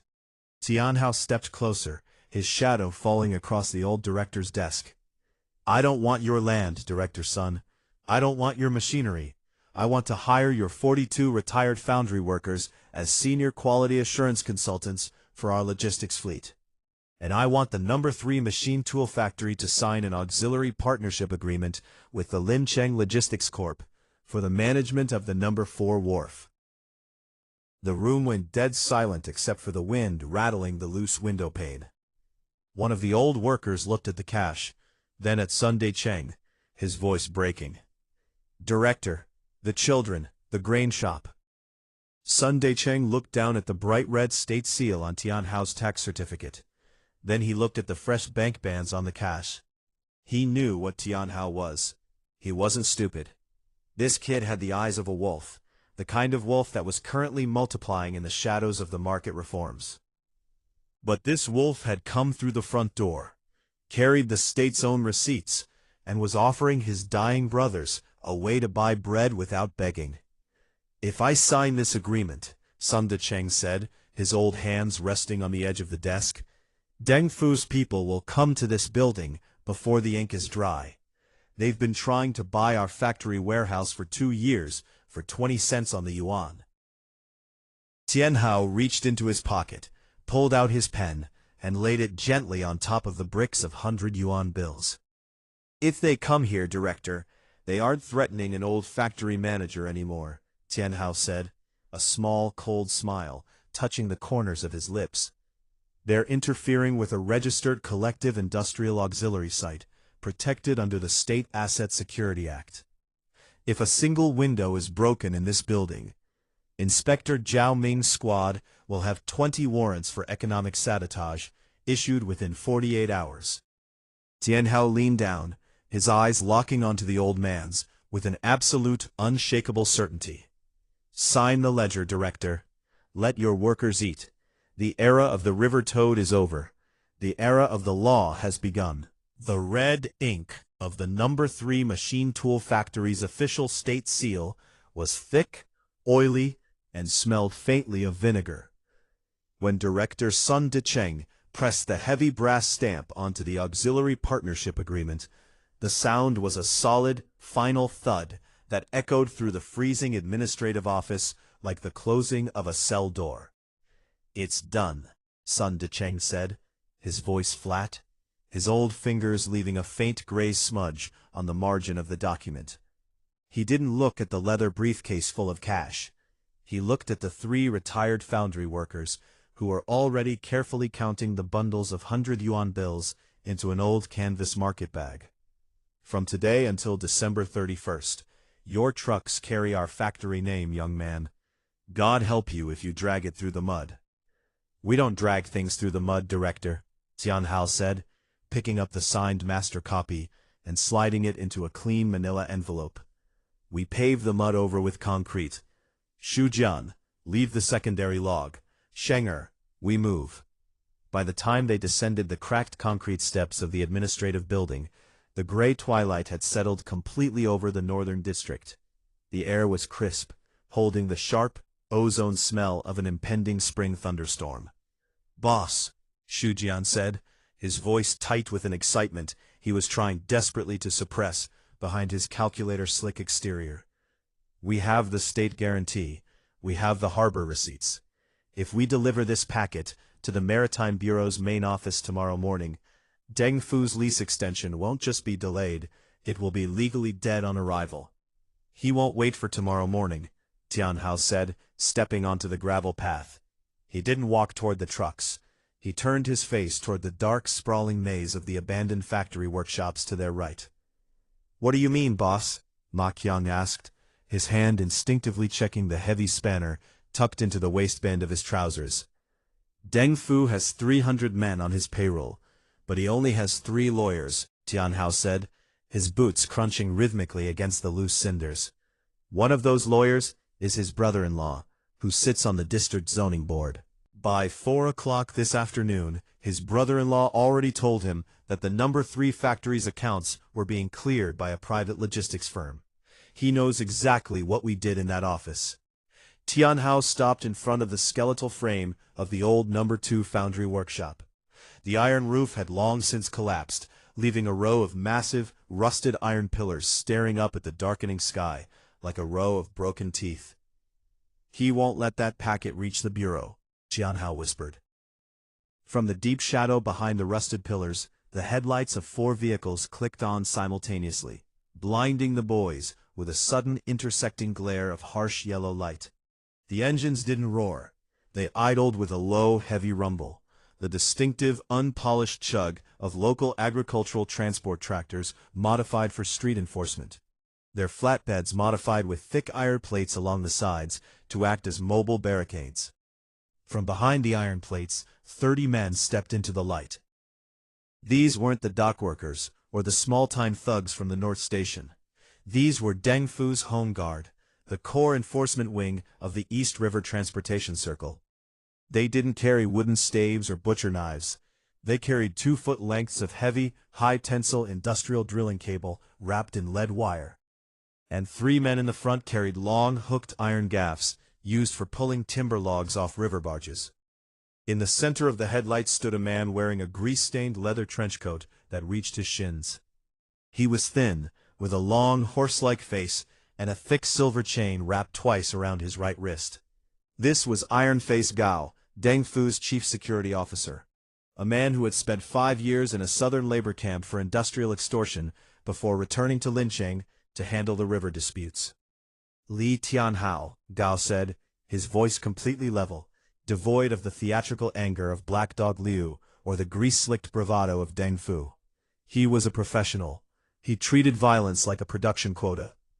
"Leave the manila envelope on the hood of the first tractor. Then you and your boys can take the 3 flatbeds and leave the province by the northern highway tonight. If you do that, the chairman says your legs stay straight." Ma Chang's fingers twitched against his spanner. Bo Wei took a half-step forward, his massive frame blocking Xu Jian from the direct line of the headlights. "Brother Gao," Tianhao said, his hands remaining loosely inside the pockets of his black wool coat. He didn't look at the drilling cables or the log hooks. He looked at the white paper bands around Gao's silver wrist chain. At 5:15 p.m., the No. 3 machine tool factory officially became a registered state auxiliary industrial site. Under Article 275 of the criminal law, any coordinated destruction of property or violent disruption of public order within a state-managed industrial zone during restructuring carries an automatic enhancement, a minimum of 7 years without eligibility for parole. Iron Face Gao didn't blink. He raised his right hand, the silver chain clinking against his leather sleeve. "The chairman owns the court that defines what public order means in this district, Little Li. And the police vans are currently 3 miles away at the Western Railway crossing handling a derailed oil car. They won't hear your little megaphone tonight." "They don't need to hear it," Tianhao said. He slowly pulled his right hand out of his coat pocket. He wasn't holding a phone battery or a wire this time. He was holding a small, red, leather-bound identification booklet with a gold state emblem stamped on the cover. He flipped it open, holding it flat against his chest so the high beams of the tractor caught the crisp, clear print of the official photograph and the black ink seal of the Lincheng Municipal Public Security Bureau's Independent Economic Crime Investigation Unit. "Liu Sheng isn't the only one who can pass an exam, Brother Gao," Tianhao said, his voice dropping into that quiet, absolute register that made Bo Wei's back stiffen. "Last Tuesday, the Lincheng Logistics Corp became an official, special consultant entity for the Provincial Anti-Smuggling Bureau under the Comrade Citizens Legal Cooperation Framework. I'm not just a director tonight. I'm a registered auxiliary state informant, executing a protected asset transfer. Gao's horse-like face twisted slightly at the corners. He looked at the red booklet, then at the manila envelope in Xu Jian's hand. For the first time, his professional composure showed a hairline fracture. A state informant? You're a street-corner dog, Li. Your father died in the mud.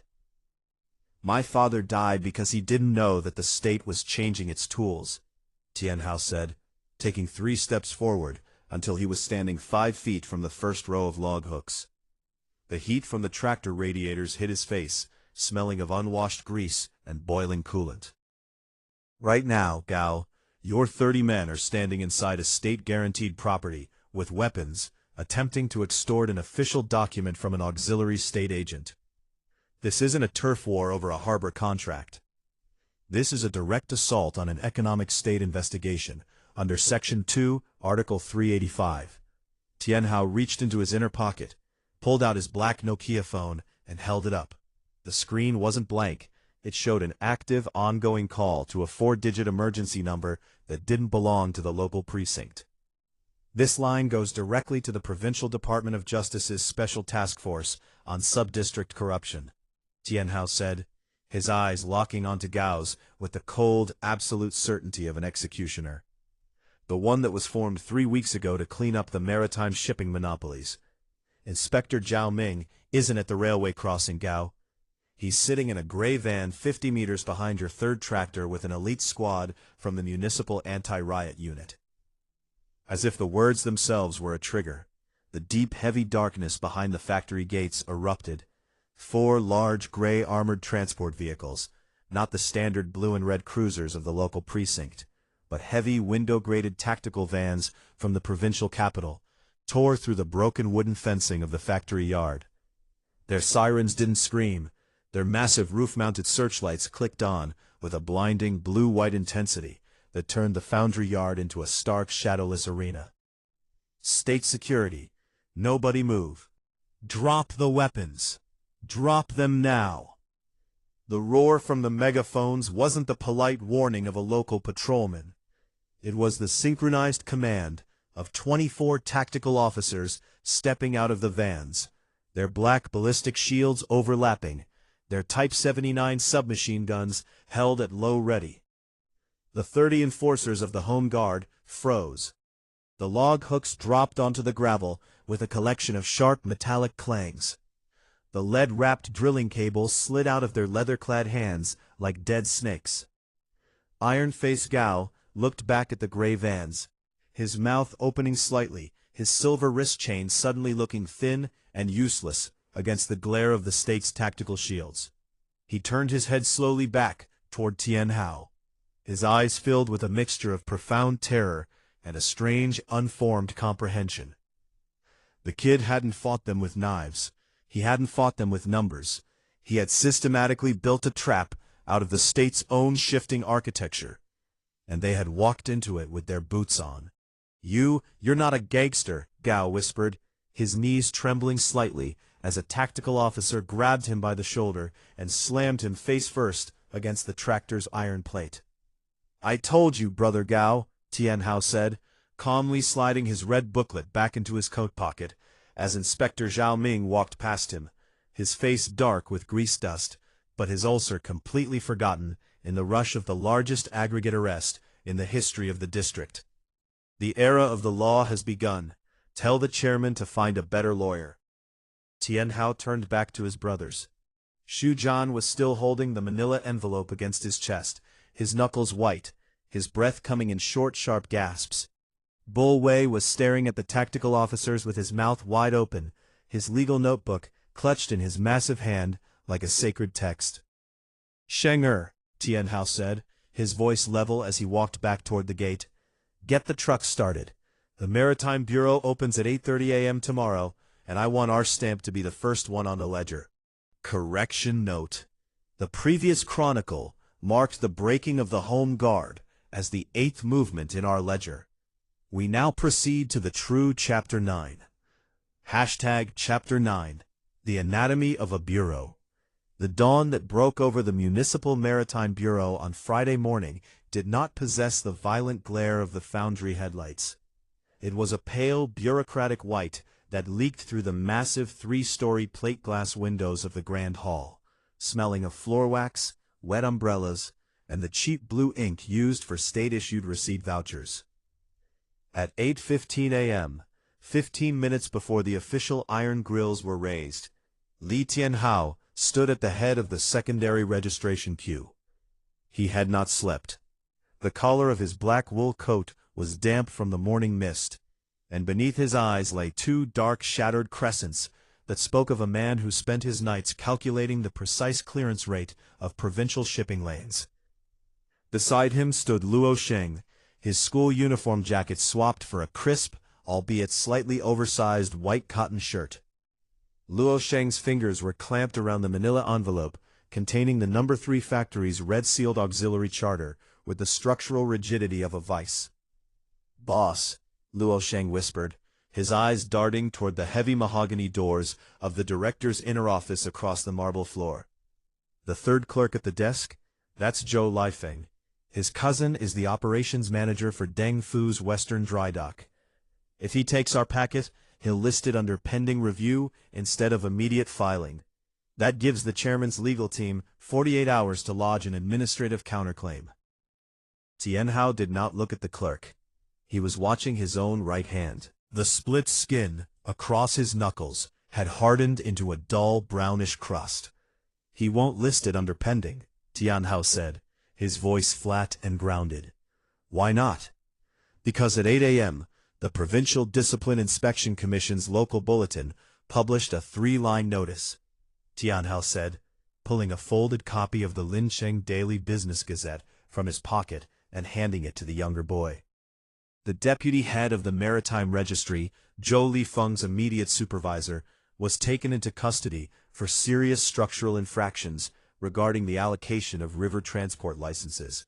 Right now, Zhou Lifeng isn't thinking about Deng Fu's dry dock. He's thinking about whether his name is written in the investigator's notebook. Before Luo Sheng could process the paper, a sharp clack echoed through the hall. The iron grills rose. Tianhao stepped forward, his boots clicking with a precise, measured rhythm against the polished terrazzo. He stopped at desk No. 3, placing his palms flat against the wooden counter. The clerk, Zhou Lifeng, looked up. His face was the color of curdled milk, and his collar was visibly soaked with sweat, despite the drafty hall. His hands were shaking so violently he could barely align his date stamp. "Filing for the permanent management lease of No. 4 Wharf," Tianhao said, his voice mild, almost conversational. "Under the state-owned asset revitalization framework, registered auxiliary unit of the No. 3 machine tool factory." Luo Sheng slid the manila envelope through the opening in the glass partition. Zhou Lifeng stared at the red seal visible through the translucent paper. His Adam's apple bobbed up and down like a fishing cork. The No. 3 factory is undergoing restructuring. Their administrative capacity is under question by the district board. Their production capacity is under question, Clerk Zhou, Tianhao corrected him gently, leaning in until his shadow fell directly across the clerk's empty ink pad. Their state-backed corporate charter, issued under the 1988 Sovereign Industrial Provisions, remains fully active. The retroactive utility tax for the wharf has been settled in full by our corporate ledger. Tianhao reached into his pocket, pulled out a small, printed slip of paper, a certified bank draft from the Lincheng Industrial and Commercial Bank, and laid it beside the envelope. 96,000 yuan, paid directly to the municipal revenue account for historical port maintenance arrears. Check the system, Clerk Zhou. Zhou Lifeng's fingers flew over his terminal keys. The green phosphor screen reflected in his glasses, blinking rhythmically. When the balance screen loaded, showing the zero debt status of the No. 4 Wharf for the first time in 9 years, his breath caught in his throat. He looked at the bank draft, then at the red seal, and finally into Tianhao's gray, unblinking eyes. The kid didn't look like the thugs Deng Fu usually sent to threaten him with dead chickens or broken bricks. This kid looked like the inspectors who had dragged his boss out of the back door in a gray van 3 hours ago. Thud, thud. The heavy steel registration stamp descended onto their master copy. Filing. Filing number 0042, accepted. Zhou Lifeng stammered, his hand trembling as he tore off the blue carbon receipt slip and slid it across the counter. The temporary certificate is valid immediately. The field agents will inspect the boundaries on Monday.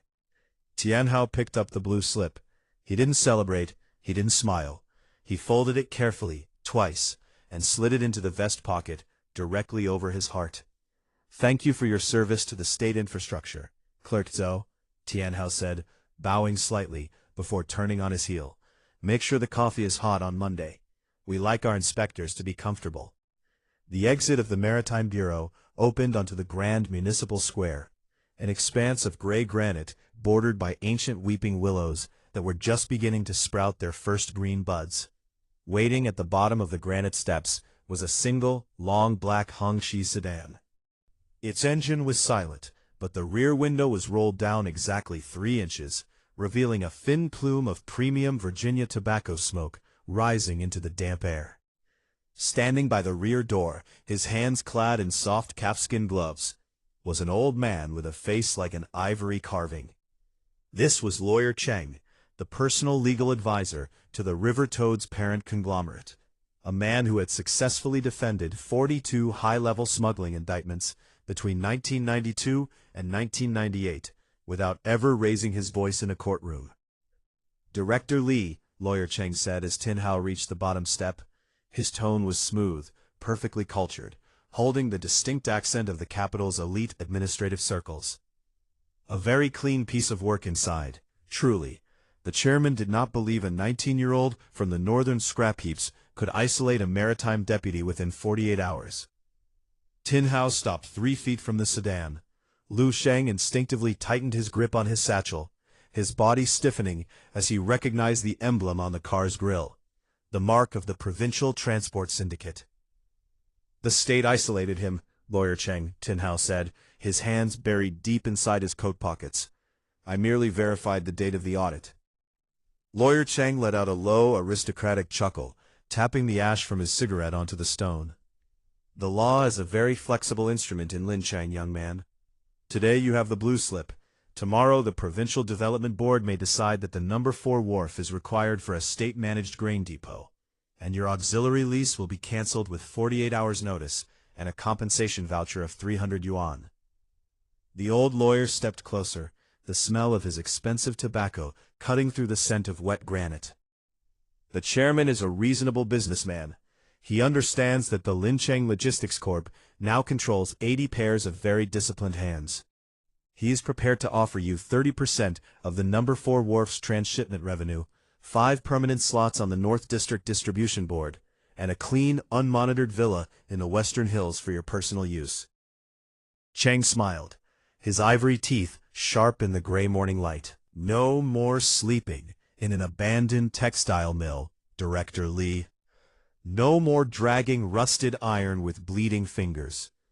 You can be a gentleman by next Tuesday. Tianhao looked past the lawyer, his eyes fixing on the dark, tinted glass of the sedan's rear window.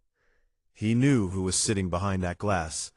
Deng Fu was there, his fat neck pressed against the silk upholstery, his wet, hog-like eyes watching this exchange with the desperate hunger of a predator that had been backed into a corner by a legal net. In his previous life, Tianhao would have taken that 30%. He would have seen it as a sign of respect, a proof that he had forced the great lords of the river to give him a place at the table. He would have taken the villa, he would have put his brothers into leather coats, and by 2005, when the state launched its strike-hard anti-corruption sweep, that very villa would have been classified as an illegal asset obtained through aggregate criminal collusion. Every brother who sat in that villa with him would have been given a number and a bullet. Tianhao took his right hand out of his pocket. He didn't reach for a pen, and he didn't reach for his red booklet. He simply reached out and adjusted the lapel of Lawyer Cheng's expensive gray wool coat. His movements slow, deliberate, and terrifyingly intimate. "Lawyer Cheng," Tianhao said, his voice dropping into a register that caused the old man's smile to falter for a fraction of a second. "Do you know what Article 294 of the criminal law defines?" Cheng's eyes narrowed. "I wrote the commentary for the Provincial Bar Association on that section, kid." "Then you know it defines the organization, leadership, and participation in Mafia-style organizations," Tianhao whispered, his breath forming a cold mist against the lawyer's cheek. "Under paragraph 4, any legal professional who knowingly utilizes corporate shells or administrative loopholes to shield property obtained through systemic market extortion is classified as a core organizer. The penalty is 10 years minimum, with total asset forfeiture." Tianhao tapped the old man's silk tie with a single crust-covered knuckle. "Tell the chairman that I don't want his 30%. I don't want his Western villa. On Monday morning at 8 o'clock, my 3 trucks will begin unloading the central grain allocation for the entire northern district from the number 4 wharf. If one of his enforcers so much as drops a cigarette butt on my concrete, I won't call the police." "Oh?" Cheng hissed, his professional veneer finally cracking to reveal the cold iron beneath. "And what will you do, Director Li? Fight 40 men with your 80 dockworkers?" "No," Tianhao said, turning his back on the black sedan and walking toward the square's exit, where Ma Qiang's flatbed was already waiting, its engine idling with a loud, honest roar. "I will file a formal civil petition with the Provincial Environmental Bureau regarding the illegal discharge of bilge oil from his western dry dock. The daily fine under the 1999 amendment is 12,000 yuan, enforceable by the maritime courts within 24 hours. Tianhao stopped, looking back over his shoulder one last time, the pale morning sun finally cutting through the willow branches to illuminate his sharp, unyielding profile. "I don't need knives to break your knees anymore, Lawyer Cheng. I have the entire weight of the Provincial Gazette. Let's see who runs out of ink first." The rain that began over Lincheng on Sunday night did not stop by Monday morning. It became a steady, gray deluge that turned the cobblestones of the harbor into slick, black mirrors and caused the yellow river water to rise within 6 inches of the number 4 wharf's concrete bulkhead. At 7:45 a.m., 3 flatbed trucks sat idling in a neat, symmetrical row at the main gate of the wharf. Their windshield wipers clacked rhythmically, clearing the heavy downpour just enough for the drivers to see the towering iron frame of the number 2 steam crane. Inside the cab of truck number 1, Li Tianhao sat with his fingers hooked around a steaming tin mug of ginger tea. Beside him, Ma Qiang was restlessly shifting the gears of the truck, while the vehicle was still in neutral, his foot twitching against the accelerator pedal. "Boss," Ma Qiang said, his eyes scanning the dark, rain-blurred perimeter of the storage sheds. Xu Jian checked the harbor entrance at dawn. Deng Fu's black cars didn't show up. Not a single enforcer from the East River logistics crew is on the avenue. It's too quiet. A toad doesn't just let go of his mudflat because a piece of paper told him to. "He didn't let go because of the paper, Qianer," Tianhao said, blowing softly across the surface of his tea. "He let go because Inspector Zhao's squad spent the weekend freezing his 3 secondary bank accounts in the Western District. Right now, Deng Fu can't even pay the diesel tax for his tugboats, let alone hire 30 men to stand in the rain with iron hooks." Tianhao checked his cheap steel wristwatch. 7:59 a.m. He opened the truck door, stepping out into the pouring rain. His heavy black wool coat absorbed the water instantly, turning dark and heavy, but his posture remained perfectly straight. Behind him, the doors of trucks number 2 and number 3 flew open simultaneously. Bull Wei and Luo Sheng stepped into the deluge, followed by 80 dockworkers clad in identical oilskin raincoats and those unmistakable, thick, yellow leather gloves.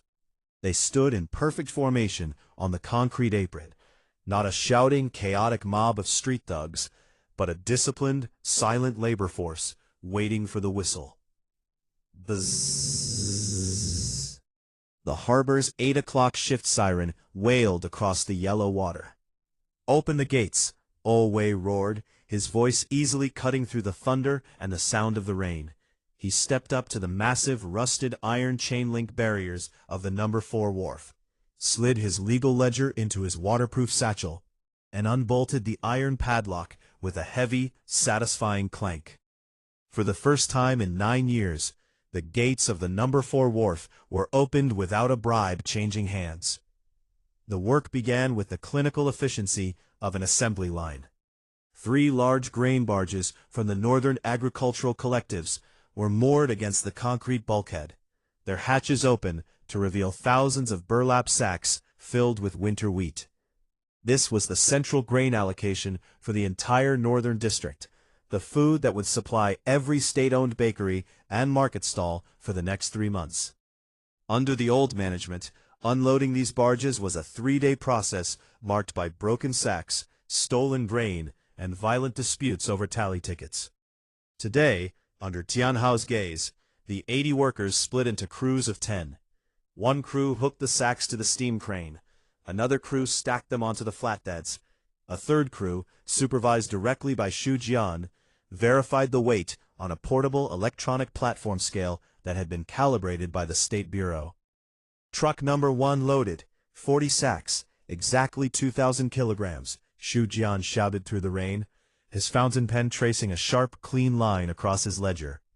"Driver Wang, move out. Next truck step up." Tianhao stood under the concrete awning of the primary warehouse, watching the white grain sacks fly through the gray air on the crane hooks. His mind wasn't on the grain. It was on the structure. In his previous life, this was the exact moment he had felt untouchable. He had taken his first major territory. He had defeated his rivals, and he had celebrated by getting drunk on expensive Mao Tai with his brothers until dawn. But looking back now, with 50 years of memory weighing on his chest, he realized that a successful business was like an iron cage. The moment you grew comfortable inside it, the bars grew tighter. "Tianhao." The voice was soft, distinct, and completely out of place among the roaring truck engines and the clanking of crane cables. Tianhao turned his head. Standing at the edge of the awning, holding a cheap broken green umbrella that was losing its battle against the wind, was a young woman. She was 21 years old, wearing a faded gray canvas trench coat and a pair of mud-splattered leather shoes. Her hair was wet, clinging to her cheeks, but her eyes, large, sharp, and intensely intelligent, were fixed on Tianhao with the scrutiny of a scholar examining a forged artifact. Lin Shu, senior investigative journalist for the Lincheng Evening News.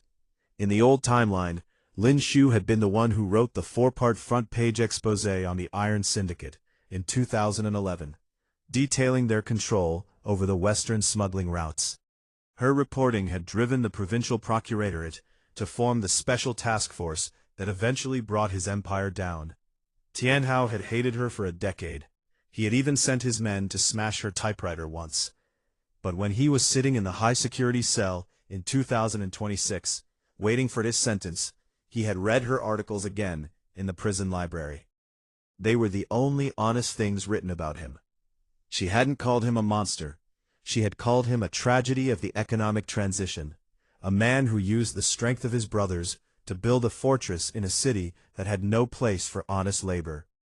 "Director Li," Lin Shu said, stepping under the dry concrete awning and shaking her umbrella. A few drops of rain flew onto Tianhao's black boots. "I've been at the Maritime Bureau since 7 this morning, looking for your registration file." The clerk said a 19-year-old scrap collector had legally seized the largest wharf in the district, using an auxiliary state charter from a bankrupt tool factory. "I didn't believe them until I smelled the grease out here." Tianhao looked at her, his face a smooth, unreadable mask. "The registration is public record, journalist Lin. The Lincheng Logistics Corp operates completely within the transparency guidelines of the 1999 Commercial Enterprise Act. Lin Shui let out a sharp, skeptical laugh, pulling a small, water-stained shorthand notebook from her pocket. Transparency? 3 nights ago, 22 members of the North Station gang were processed at the 3rd District Station with shattered bones after attempting to extort your warehouse. Last night, 40 enforcers from the East River Home Guard were arrested by a provincial tactical unit inside the No. 3 factory yard, a yard that your corporation happens to lease. Everywhere you walk, Director Lee, the local syndicates vanish into police vans, but your trucks keep moving. She stepped closer, her notebook held between them like a small shield. The other journalists are writing that you're a hero, a young entrepreneur clearing the grime out of the harbor. But I know what your father did, Li Tianhao. I know what the street corner gangs look like when they're trying to grow a new skin. Are you a protector, or are you just a smarter wolf? Behind them, a sudden bang echoed across the concrete. One of the crane cables, slick with rain and old grease, had slipped from its iron block, causing a 2-ton bundle of wheat sacks to drop 6 feet onto the edge of truck number 02's flatbed. The wooden sideboard of the truck shattered with a splintering roar, and 3 heavy burlap sacks burst open, pouring hundreds of kilograms of clean white grain into the black mud. "Nobody move," Bull Wei shouted, his massive frame instantly throwing itself toward the slipping cable to secure the iron hook before it could swing into the crowd of workers. "Secure the winch." The dock workers froze, their faces pale under their hoods. Under Deng Fu, a burst sack meant a brutal beating from the tally boss and a deduction of 3 days' wages for the entire crew. Several of the older workers automatically lowered their heads, waiting for the screaming to start. Tianhao didn't scream. He didn't even raise his voice. He walked calmly out into the pouring rain, his boots splashing through the white river of grain in the mud, and stopped beside the shattered truck bed. He reached down, picked up a handful of the wet, ruined wheat, and let it slide slowly between his canvas-wrapped fingers. "Xu Jian," Tianhao called out. "Here, boss." Xu Jian ran over, his ledger covered by his plastic coat. Under Article 32 of our internal corporate labor welfare charter, any industrial accident resulting from mechanical failure of harbor-owned infrastructure is the sole financial liability of the enterprise, Tianhao said, his voice carrying clearly across the silent wharf. The workers are not to be penalized. Write off the 300 kilograms of grain as operational loss under our insurance reserve. Pay every man on crew number 2 a 2 yuan safety bonus for maintaining order during the clearance. He looked at the old worker who was still trembling near the truck wheel. "Clean the mud off the salvageable bags, uncle. Take your time. The rain will stop by noon." The old worker stared at Tianhao, his eyes wide with a profound, unformed reverence. He didn't say thank you. He simply bowed his head until his rain hood touched the iron of the truck bed, then grabbed his shovel and began moving the grain with an intensity that money could never buy.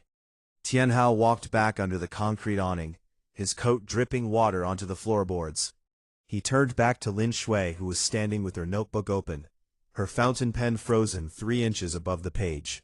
She was staring at the workers, then at the ledger in Xu Jian's hand, her sharp, intelligent face clouding with a deep, professional confusion. "They aren't afraid of you," she whispered, her voice low against the sound of the rain. "A street boss rules by fear, Li Tianhao, but those men look at you like you're their father." Tianhao reached into his coat, pulled out his clean, dry porcelain cup, and offered it to her. The steam from the ginger tea rose between them, sweet and sharp. "Fear is a very expensive commodity, journalist Lin," Tianhao said, his gray eyes locking onto hers with that ancient, grounded stillness that belonged to a man who had already seen the end of the world. "You have to pay for the knives, you have to pay for the lookouts, and you have to spend every night wondering if the man behind you is holding a rope. The law is much cheaper. It doesn't cost a single copper coin to be fair to a man who works 12 hours in the rain." He looked back out at the 3 trucks, which were now moving smoothly out of the harbor gates, their tires leaving deep, clean tracks through the black mire toward the city. Write whatever you want in your notebook, Lin Shay, Tianhao said softly, turning his back to her as he walked toward the ledger table. Call me a wolf, call me a tycoon, call me a ghost, but as long as my red stamp is on that certificate, nobody starves in the Northern District.